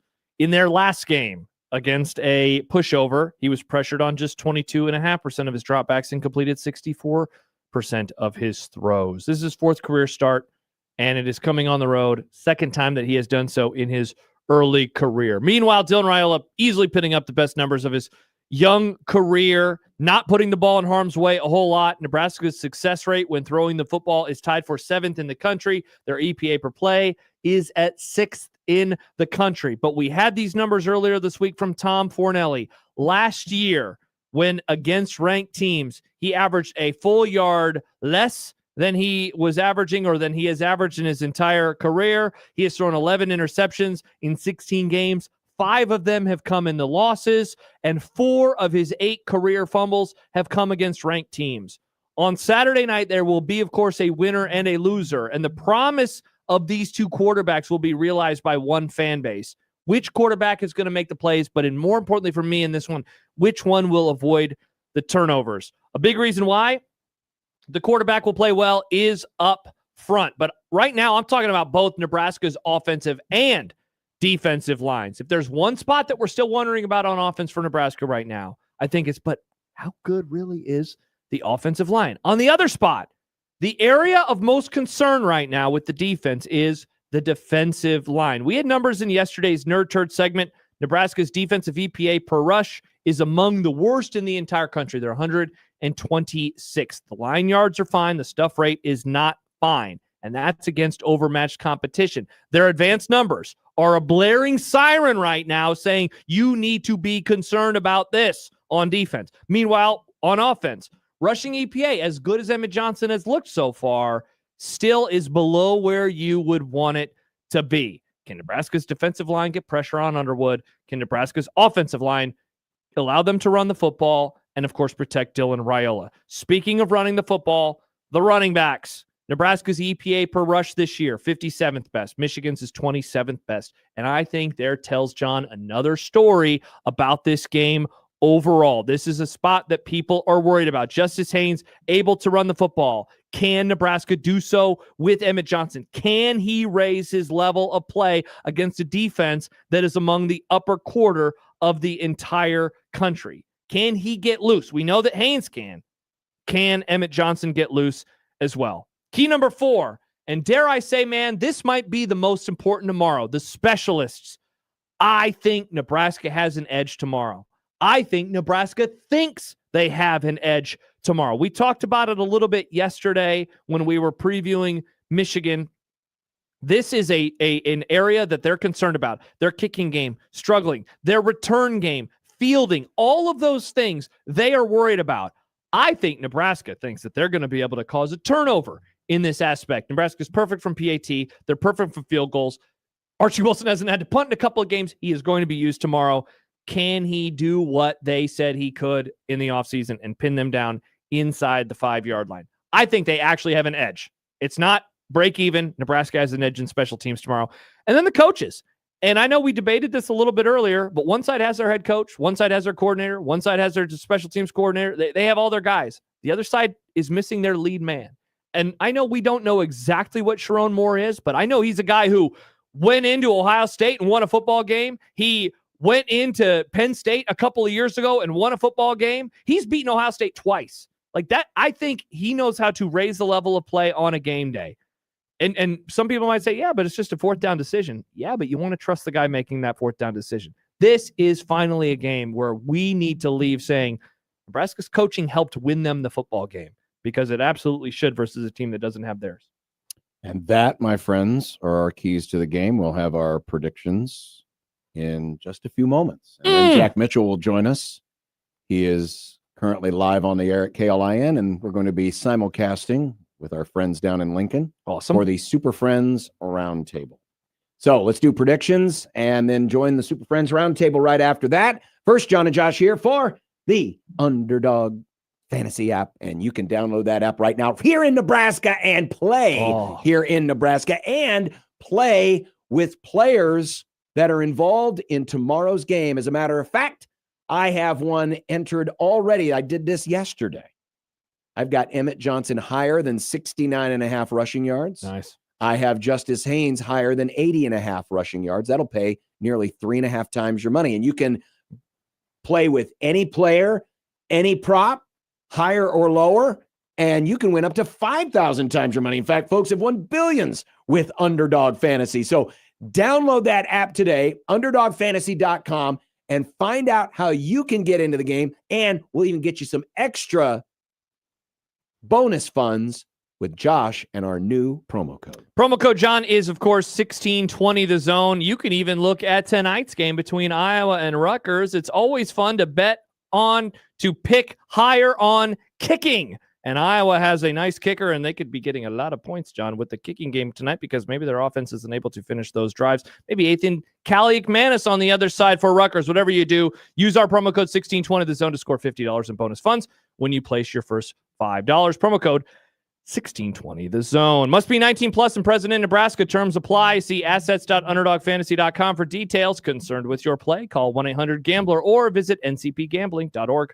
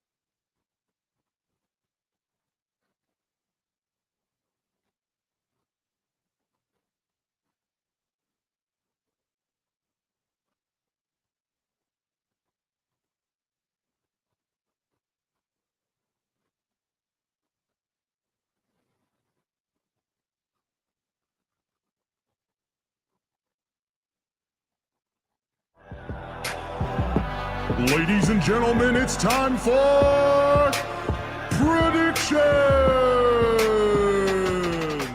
Over, bet the over. Vikings in the over. All right, last week the king is back. Long live the king. Where was it at before that?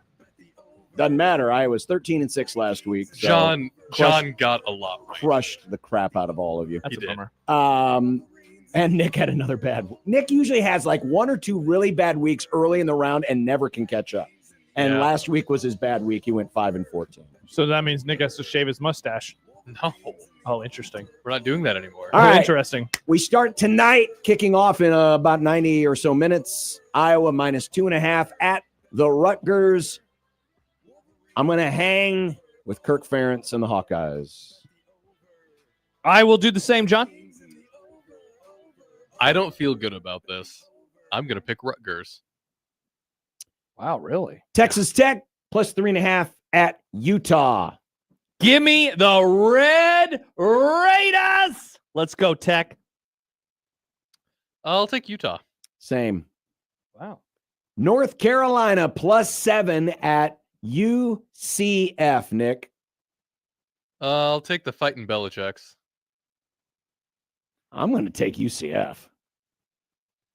On one hand, you have the greatest coach in the history of professional football with a bad that John said would be good in college. On the other, you have Scott Frost, which John also said would be good at Nebraska. So did I. Man, I'm going to go with the Tar Heels. I'm going to hold my nose while I do it, though. Florida. Whoa. Excuse me. Florida +8.5 at Miami. Canes. Same. Yeah. We're all in agreement there. Illinois in the mid bowl +6.5 at Indiana. I think Indiana wins, but I think Illinois covers. I agree. Same. No, Indiana. Sorry. Now, Josh wanted this. Did you one not in. attach the link that Yes, I I sent did. earlier? It's in Okay, there, you perfect. dingbat. I just was asking. I'm controlling that. Why do we care who scores first in this game? Because it's fun to do a fun prop. Props are fun. No, fun props are like for NASCAR or Formula One. I'll go with Fegan, the running back for Illinois. I'll go with Elijah Surratt from Indiana. I'll take Roman Hemby, also from Indiana. That's one of the running backs, Nick. Nice pick. Good job, Nick. You know ball, baby. Huge series tonight. First place on the line in the American League West. The Mariners at the Astros. Pick the series. Astros 2-1. Mariners 2-1. What are we talking about here? Stibbs took a picture of Dumper's dumper. We got to go with Seattle. I'm going to take the M's 2-1. Okay. National Football League. The Bengals are +3 at the Vikings. Ugh. I know I'm more of a Carson Wentz guy than you are, but you're going to go with the Bengals? I'm going to take the Bengals. Toe Burrow is out. I'm going to go with the Vikings. I'm going Cincy. Toe Burrow. That's pretty funny, Nick. Thank you. All right. Rams +3.5 at the Eagles. I'm not going to pick against my team. I think this is a game where if you are totally out on the Eagles, you should pick the Rams. But anything otherwise, you should pick Philadelphia. I am going to ride with Philadelphia for one more week, even though I don't really feel good about it. John, I would love to be wrong. I'm also going Philly. Frisco hosting the Carolina Cardinals. I'm sorry. I was looking at a different team. Cardinals +2.5. The wrong team is favored. Give me Arizona. I'm also taking Arizona. You two are both idiots. You're going to feel like idiots. Oh, because Kyle Shanahan's going to go play quarterback for him. This is so weird. When did you become anti-coaching? I'm not anti-coaching. This whole Friday show today, you've been They anti-coaching. don't have their starting quarterback. They don't have their best tight end. They don't have their best receiver. Who's the Cardinals quarterback again? You feel really good about that guy. Kyler Murray's played well the first 2 We weeks. can argue about this off air. Let's keep going. Yeah, that's true. We got to keep going. Lions +5.5 at the Ravens. Baltimore. Be more. Ravens. Wow, that was quick. That's what she said. All right, to some props. To John. Rayola. Not to Nick or I. Rayola, 33.5 passing yards more than Underwood. Dylan Raiola. I'm also going to pick Dylan Raiola. I'm going to pick Dylan Raiola because that's how his dad says his name. Justice Haynes, 13.5 more rushing yards than Emmett Johnson. I'm going to go with Mr. Underwear, Haynes. If this was yards from scrimmage, I'd go EJ, but I will go with Haynes as well. Which team? Are you going Haynes? Yes. Okay. Which team has the longest play from scrimmage, Nick? When you say longest, do you mean yardage or time? The longest play time? Well, like they don't they don't time the play. Yards. Yards. Okay. Michigan. Nebraska. Ooh. I was getting play and drive confused. I think I'll go Nebraska. Which player has the most receiving yards for NU? Dane Key. Same. The same. Wow. That's because Nick doesn't know anybody. No, I'm Key-pilled. Archie Wilson punts over under 3.5. Ooh. Jordan, by the way, noticed Nick the Lions-Ravens logo. Yeah, I wanted to see if it would work. Turns out it does. Over. Under. I'm going to go over. And finally, the score. Nebraska, 1.5 point dog. 47.5 is the total against Michigan. Big game, big game, big game. Listen, I'm a man of my word. I said it's going to be a 2-score win 2.5 months ago. I'm sticking with it. Do you agree with what you said, though? Yep. Okay. 24-14. I have thought it was weird this entire time that everybody is underestimating Michigan and Nebraska. And although Nebraska does look better than they have the last few years, I still don't think they're going to quite beat Michigan. Yeah, you said that against Cincinnati, too. 28-14. Damn. I said 7-5 before the season. I'm changing my tune.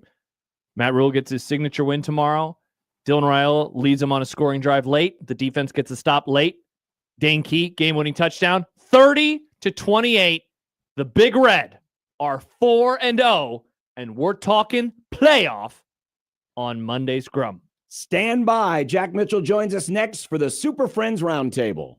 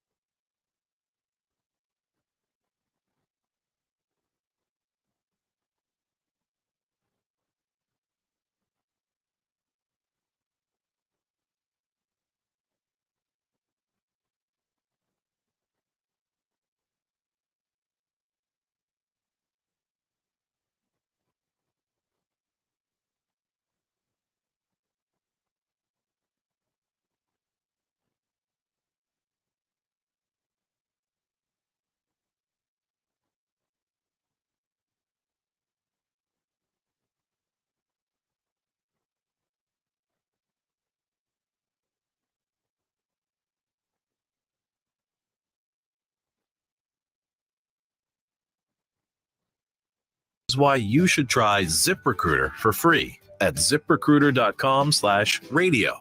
ZipRecruiter doesn't depend on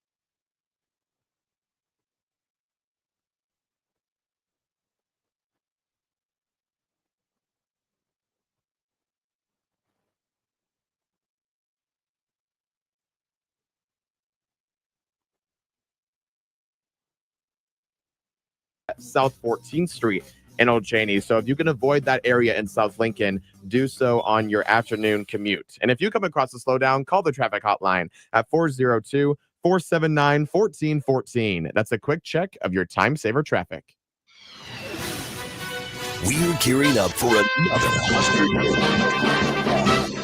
all-round table. We connect with the guys from Unsportsmanlike Conduct on Drive Time Lincoln on 1499.3 KLIN. Takes me back to my youth, man. Watching Super Friends on Saturday morning. It's time for the Super Friends. I just realized who is who. Jack is Wonder Woman. Why am I the nerdy nobody knows person that they just put in there? Nick, turn Jack up. We got to hear him. Really, Nick? Really? Hey, Jack. Really, Nick? I know who's responsible for this immediately. Number one, making me Wonder Woman. And by the way, for my listeners who don't know, we're on the video stream of 1620 The Zone, and John has made a Super Friends graphic, and it's got all the Super Friends in here, but a few of them have faces, which are our faces, and my head has been put on Wonder Woman. While John gets to be up at the front, Superman. Of course. Josh is Aquaman, which John thinks, by the way, Josh, Aquaman. Okay, now he's Aquaman. That's passive aggressive. The problem is, it's aggressive. Batman Jack has a cowl, right? Josh doesn't have a cowl. Oh, that's why I'm not. Yeah, Batman. that's why. Yeah, just put my mouth on there. Yeah, I don't even know who Nick is. Yeah. Who is that kid? Who is that? Nerd boy. He's the nerd boy. Why couldn't I be Robin or the dog? You're nerd boy. At least make me the dog. That was the easiest. That was even easier than putting Jack's head on Wonder Woman. Nick, it's a bad place if you're looking for like the tough guy and you're like, I'll be Robin. That's like bad news. Jack, when we were working together all those years, you know how much I liked it when you would do those low cut tops. I always told you how much I enjoyed that. I know HR cracked down on it. I can't do that anymore. It stinks. I know. You used to get those from Stephen Barry's. They were awesome. $2. It was amazing. And they were all in Michigan State colors. Well, here we go. This is the Super Friends Roundtable. Josh's first appearance on the Super Friends Roundtable. So good, Jack. I'm sorry that I'm not Michael, but it's good to talk to you. It's very good to talk to you. How are you? It's a huge disappointment, to be honest, that it's not Michael, but I guess we'll settle anyway. Good to talk to you for once, Josh. Mm-hmm. Indeed. So we've talked so much about how big this is for Nebraska, but are we underestimating how big this is for Michigan? There are some people, I've seen some people say this is a bigger game for Michigan than it is for Nebraska. Try to pull us out of the emotion of what we think about from our perspective. Could an argument be made, given where Michigan is right now? If they lose this game, they have 2 in the can, and they got a really tough schedule. And you know what the expectations are there now in Ann Arbor. They got to get to the playoff. Does this game matter at least as much, if not more, to the Wolverines? I hadn't thought of that, but, now that you mention, I just pulled up their schedule because I wasn't sure what they had next. They've got Wisconsin and Ann Arbor next. It looks like after a week off. Then they go to USC. Then they've got Washington. Then they're at Michigan State. So, yeah, I mean, they've got a lot coming up. Nebraska, on paper, their schedule, they hit the easiest Big Ten portion of their schedule. Now, again, you take nothing for granted here, but 4 games where, even if they would lose, if you say then you go even 3-1 in those games, let alone 4-0, you still probably find yourself like this was the scenario we talked about all summer, other than John, who said Nebraska's going to win by 2 touchdowns. But like most of us, Josh, myself, and others have kind of said, well, probably a loss against Michigan, but then they could still end up coming out of that stretch with 6-7 wins, have a bowl game wrapped up going into the last group of the games of the year. So, I mean, you might not be wrong, John. Yeah, coming into this season, I think that I expected Michigan I thought they were going to win in Norman. I thought that they would certainly play better than they did, and I thought that they would win that game. And, Jack, one of the things that I wonder if I overestimated a little bit was their quarterback, Bryce Underwood, being a true freshman, and John and I have spent so much time this week talking about him coming into this game, 4th career start, 2nd career road start for him. Meanwhile, Dylan Raiola now, a year plus of reps, a year plus of starts under his belt, making his 17th start in his career. I wonder, putting myself in the shoes of a year ago, how we were having similar conversations that I'm guessing they're having up in Ann Arbor right now, where it's like, oh man, look at this quarterback. He's able to make some plays. But as I told John earlier, it's probably going to be a bit of a roller coaster this year. I mean, look at the last 2 weeks. Very poor against Oklahoma. Makes some mistakes, has a poor completion percentage, sub 50%. Meanwhile, last week, shows off the wheels, makes some nice moves, gets in the end zone. And you wonder, all right, which version of Bryce Underwood is Nebraska going to get tomorrow afternoon in Lincoln? I like how we can talk condescendingly to Michigan, like, yeah, we've already been through this. You might let us tell you a little bit about what you can expect over the course of the next several weeks. It's like a parent, right, who has a young child, right, and they're talking to a different friend of theirs who is like, their kid is 6 and they have a 2-year-old. Yep. Like, oh, you're about to enter the bad years. Your kid's about to be 3. I can tell you all what it's about to have a 3-year-old. I got kids who are 15 to 20. John has older kids too. I do it all the time now to people with younger kids. I'm like, oh yeah, I know what that's like. Well, I'm not going to tell you too much because you're not going to like it, but I've been through it. Yeah, I'm a veteran. But let me say this real quick on the original question, John, because I hadn't thought of it. Now that I am, can you imagine if Michigan hadn't beaten Ohio State last year too? Like the heat would be on. The heat would be on. And had, I guess, a bowl game too.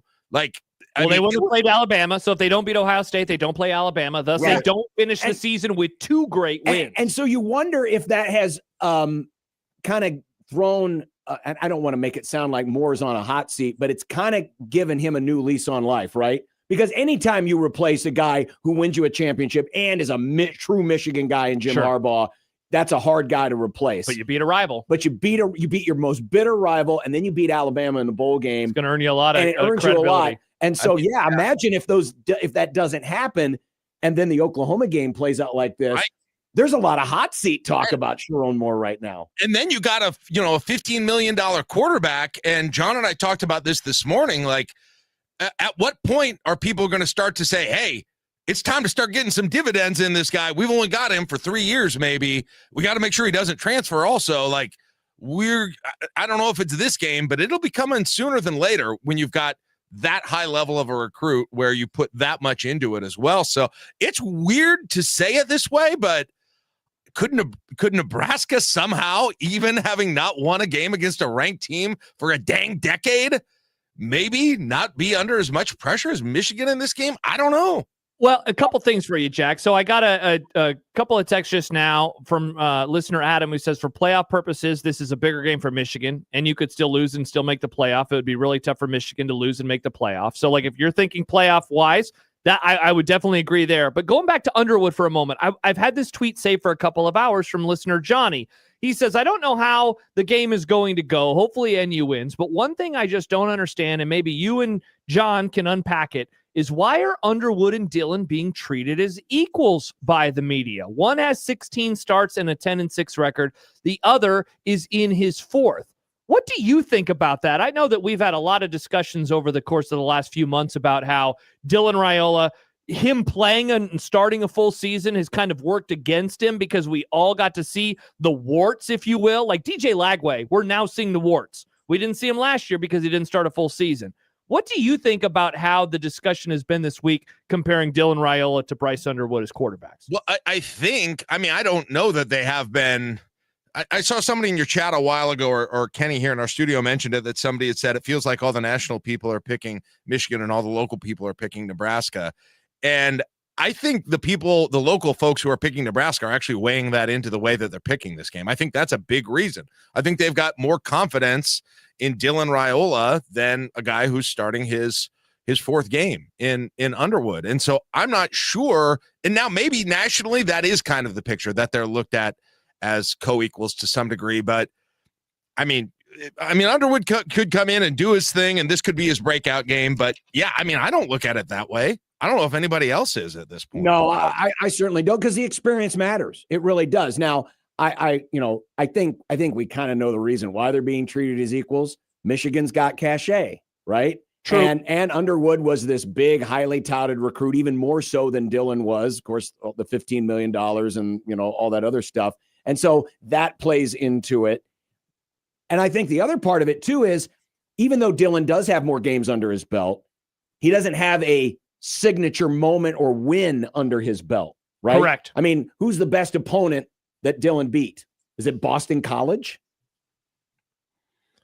Colorado. Colorado. Well, Colorado was, was what. So I think that's part of it too. Now, for the record, I think Nebraska has the quarterback advantage because Dylan is that much advanced.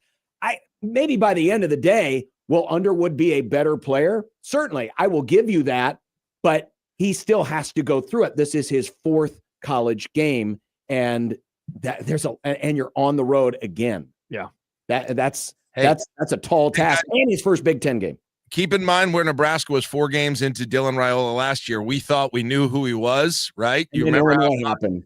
Illinois happened, and then second half of Illinois happened, and you realize, okay, this is going to be harder than we think, right? With this whole thing, I'm guessing Michigan's going to go through that, Jack, this year. Well, and it's not that he even had this glowing start. His last game was really good. It's just as hard to know who someone is after 4 games. A quarterback, a true freshman quarterback like this after 4 games. So I admittedly don't know. I mean, he's got the tools, he's got the size, he's got all of that, but I don't know how long it's going to take him. And as we looked at last year when we looked at true freshmen and how quickly they're successful, yeah, it does happen sometimes, but usually in very specific circumstances. It seems like. You've got to have great people around you. The reason why Trevor Lawrence was able to succeed right away, he had such great people around him and experienced people. Michigan has questions and injuries on their offensive line. They're fine at running back, but they have questions at wide receiver. Correct. Tight ends have been banged up. Yep. So he doesn't have the same level. While they are good players, he doesn't have the same level of players that can help elevate his game like a Trevor Lawrence did, for example. 100%. So I think, which was the thing we talked about last year. Yeah. Last year we talked about the same thing with Dylan Raiola. Jack, let me ask you this, because I've been thinking about it all day long. Position groups, and I'm talking about wide receivers versus the other side's wide receivers. How many do you feel better about right now for Nebraska versus Michigan? Because Jack just mentioned quarterback, so I think quarterback you feel better about. I think wide receivers you feel better about. And for the first time in X amount of years, I'm going to say special teams, and that's broadly. So I'm going to say for sure those 3, and defensive backs, right? Do you feel? Or that's a push. I mean, Michigan State's going to have good defensive backs, but yeah, or Michigan's going to have good defensive backs maybe. Yeah. But yes, yeah, those are the ones that, yeah. So yeah, probably all of those. And lines and linebackers, that's probably where the question mark is, right? I would say beyond that, and running back. Those are probably the other ones. But I mean, that's about 50-50, isn't it, Josh, in terms of the position groups, right? And 2 years ago, we were not saying that. And that's the thing that is pretty interesting to me, Jack, about this matchup today, or tomorrow rather, is that 2 years ago, I mean, we did the same exercise and Michigan is up and down winning that battle. 2 years later, it seems a lot more even in this game. Yeah. But has Nebraska done more to rise, or has Michigan fallen more? It's an interesting question. But here's the question that everyone who has I don't blame anyone for having some doubt in their mind right now going into this. And what they're saying now is, I just don't know how much the last 2 games were fool's gold because of the opponent. And the Cincinnati game, while they pulled it out at the end, which I think was a big deal, but there were plenty of issues there that if they would come up against Michigan, that could definitely be problematic. And so the whole thing is just, we're all trying to figure out what those last 2 games meant. That's really it as we're prognosticating this game, and we'll find out on Saturday what they meant. Jordan asks, how much does Michigan having played Oklahoma give them an advantage? I'll admit that's one thing that gives me a little bit of pause in my prediction, is they do have that experience. And, so I don't think Underwood's going to be harassed by the noise. I don't think he's going to be intimidated by it. But having that experience will help some. Though I do like that they have the Oklahoma game there, because it gives you a blueprint of what you need to do. You got to rush. You got to rush him. You got to put pressure on him. You got to blitz him, and you got to clog up those running lanes. Granted, a lot of that stuff's common sense, but I think the Brent Venables defensive plan is a good plan to follow. Now, does Nebraska have the same level of horses that Venables has at Oklahoma? We will see. But and I've said it before, they've got to contain those rush lanes, not just up the middle. One thing Oklahoma did a really good job of is they protected the edges. There was no escape route. if you give him an escape route, he's going to take it, but he couldn't get wide around the edges. And I think that's where he could hurt you. I don't think they're going to, I mean, there'll be a few designed runs for Underwood, but I don't think there'll be a lot. I think when he runs, it's mostly going to be. I think because what was it? What was the number? Like 6 of the 8 Butler said were scrambles versus designed runs. I mean, I don't expect him to have many designed runs in this. Those are the ones that are more likely to hurt Nebraska anyway, I think. Mm-hmm. The almost, I mean, you've seen it a million times. The almost sack, right? Somebody gets a hand on him, somebody almost gets to him, then they're out of the play, and then all of a sudden, there's 20 yards of open field there at that point. Those are the ones that I'm worried about for him, is the improvising. Yeah, I'm interested to see in terms of using a spy what Nebraska ultimately decides to do, because I know there's been a lot of chatter about that behind the scenes. What is Nebraska going to do? And if they do use a spy, who is that player going to be? I bet that's something they don't use until they need it. I would agree. I think they're going to start the game not using a spy. Wouldn't it be ironic if Nebraska beat Michigan by using a spy?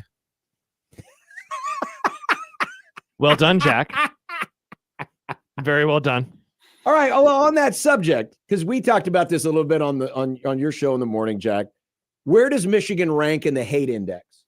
Because when you think about it, you would think they would rank really, really high, but they only have 13 games against each other. And the one major debate that Nebraska and Michigan had is a 30-year-old debate, and it was off the field. It wasn't over, a controversy in a game or, something weird that happened. No, it was a controversy over who should have been voted number one. Mm-hmm. The thing about Michigan that makes them, and I think it's gotten bigger. I don't know if a lot of Nebraska fans really hated Michigan when they first joined the conference, but since the whole Connor Stallions thing and the cheating scandal and the fact that Michigan reminds a lot of people of how Texas was. Ooh, because Michigan and Texas are very, very similar. Country club type, they think they're great because they're them, but they really don't. My dad lived in both states. The biggest difference between Michigan and Ohio State, in my opinion, I think Ohio State commits to winning. You don't think Michigan does? I think Michigan wins, but I think Michigan just expects to win. That, hey, we win because we're Michigan, which is why Michigan famously has one undisputed national title in almost 70 years. Yeah. Let me question, Jack. Where does Michigan rank in kind of the disdain index for Nebraska fans? And that's subjective to anyone. Like, I think there's a group of teams we know they don't rank above. Okay. Iowa, Texas, Colorado, Wisconsin. Yeah. Minnesota. What? Okay. I mean, first of all, let's start it this way. Michigan's number 3 in the Big Ten for sure, right? Wow. I'm surprised that this PJ Fleck anti-slander. Well, but is that people hate PJ Fleck? Is that just PJ Fleck? Well, thus they hate. I mean, a lot of the Michigan hate originally was Jim Harbaugh. Nah, well, I think you guys are missing the mark here. I think it may be bigger, and if I don't know, man. Dave White says Michigan is below Penn State. Yeah, have you two forgotten about 1982? That's never have the old heads in the audience. That's a better argument than Minnesota, by the way. That's a better argument. Yes, Penn State's a much better argument than Minnesota. Wow, interesting. In a month when they play them, I look forward to everybody saying, you know what? I just hope both teams play in a fun, good game tonight. That's not what we're saying here. They don't have to be high on the disdain ranking to still want to beat Honestly, them. Jack, I do know you. That's why I'm worried that I'm talking to somebody wearing your skin right now with how little you seem to hate Minnesota. You hate Michigan more than Minnesota? No way. Well, he's wearing a different skin. I guess he is wearing a different skin today. Who am I more likely to cheer against because of who they are? Michigan. Even Minnesota. In a non-Nebraska game. Michigan. 100%. Yeah. Yes. So if Michigan plays Minnesota in a week, you would root for Minnesota? Hell yes. Well, I know you would, but Jack, I'm surprised that Jack would. I mean, it wouldn't be super easy, but yeah. I mean, I'm rooting for Michigan. So, yeah. Well, yeah, because you're a Michigan home fan. That's part of the reason too. There's sort of these weird people. He's smiling. He's smiling. He's not the only one. And you know what it came from? I'll tell you where it came from. Not necessarily for you, but a bunch of people my age. The stupid Fab Five. The Yep. stupid Fab Five, they decided I can't be a Nebraska basketball fan, so I'm going to adopt these cool guys wearing black socks and black shoes, and they became Michigan fans, and they still do it, and they live in Lincoln, and they're among us.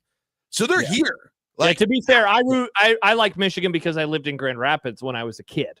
That's why I like And Michigan. you like cheaters, apparently. Well, they never were proven to be cheaters. No, There was no one I was growing up like, oh, I love Bobby Jackson so much. I love the Minnesota Gophers now. This is my team. Like, nobody's done that. Tons of people have done that with Michigan. That's It's 100% annoying. true. That's 100% true. Wow, so Michigan's high on the hated rankings. So let me ask you this then. So we're about ready to wind down. Jack, what type of atmosphere are you expecting tomorrow? Because like last year ahead of Colorado, it was, oh my gosh, this place is going to be a madhouse. There really hasn't been that type of talk this week.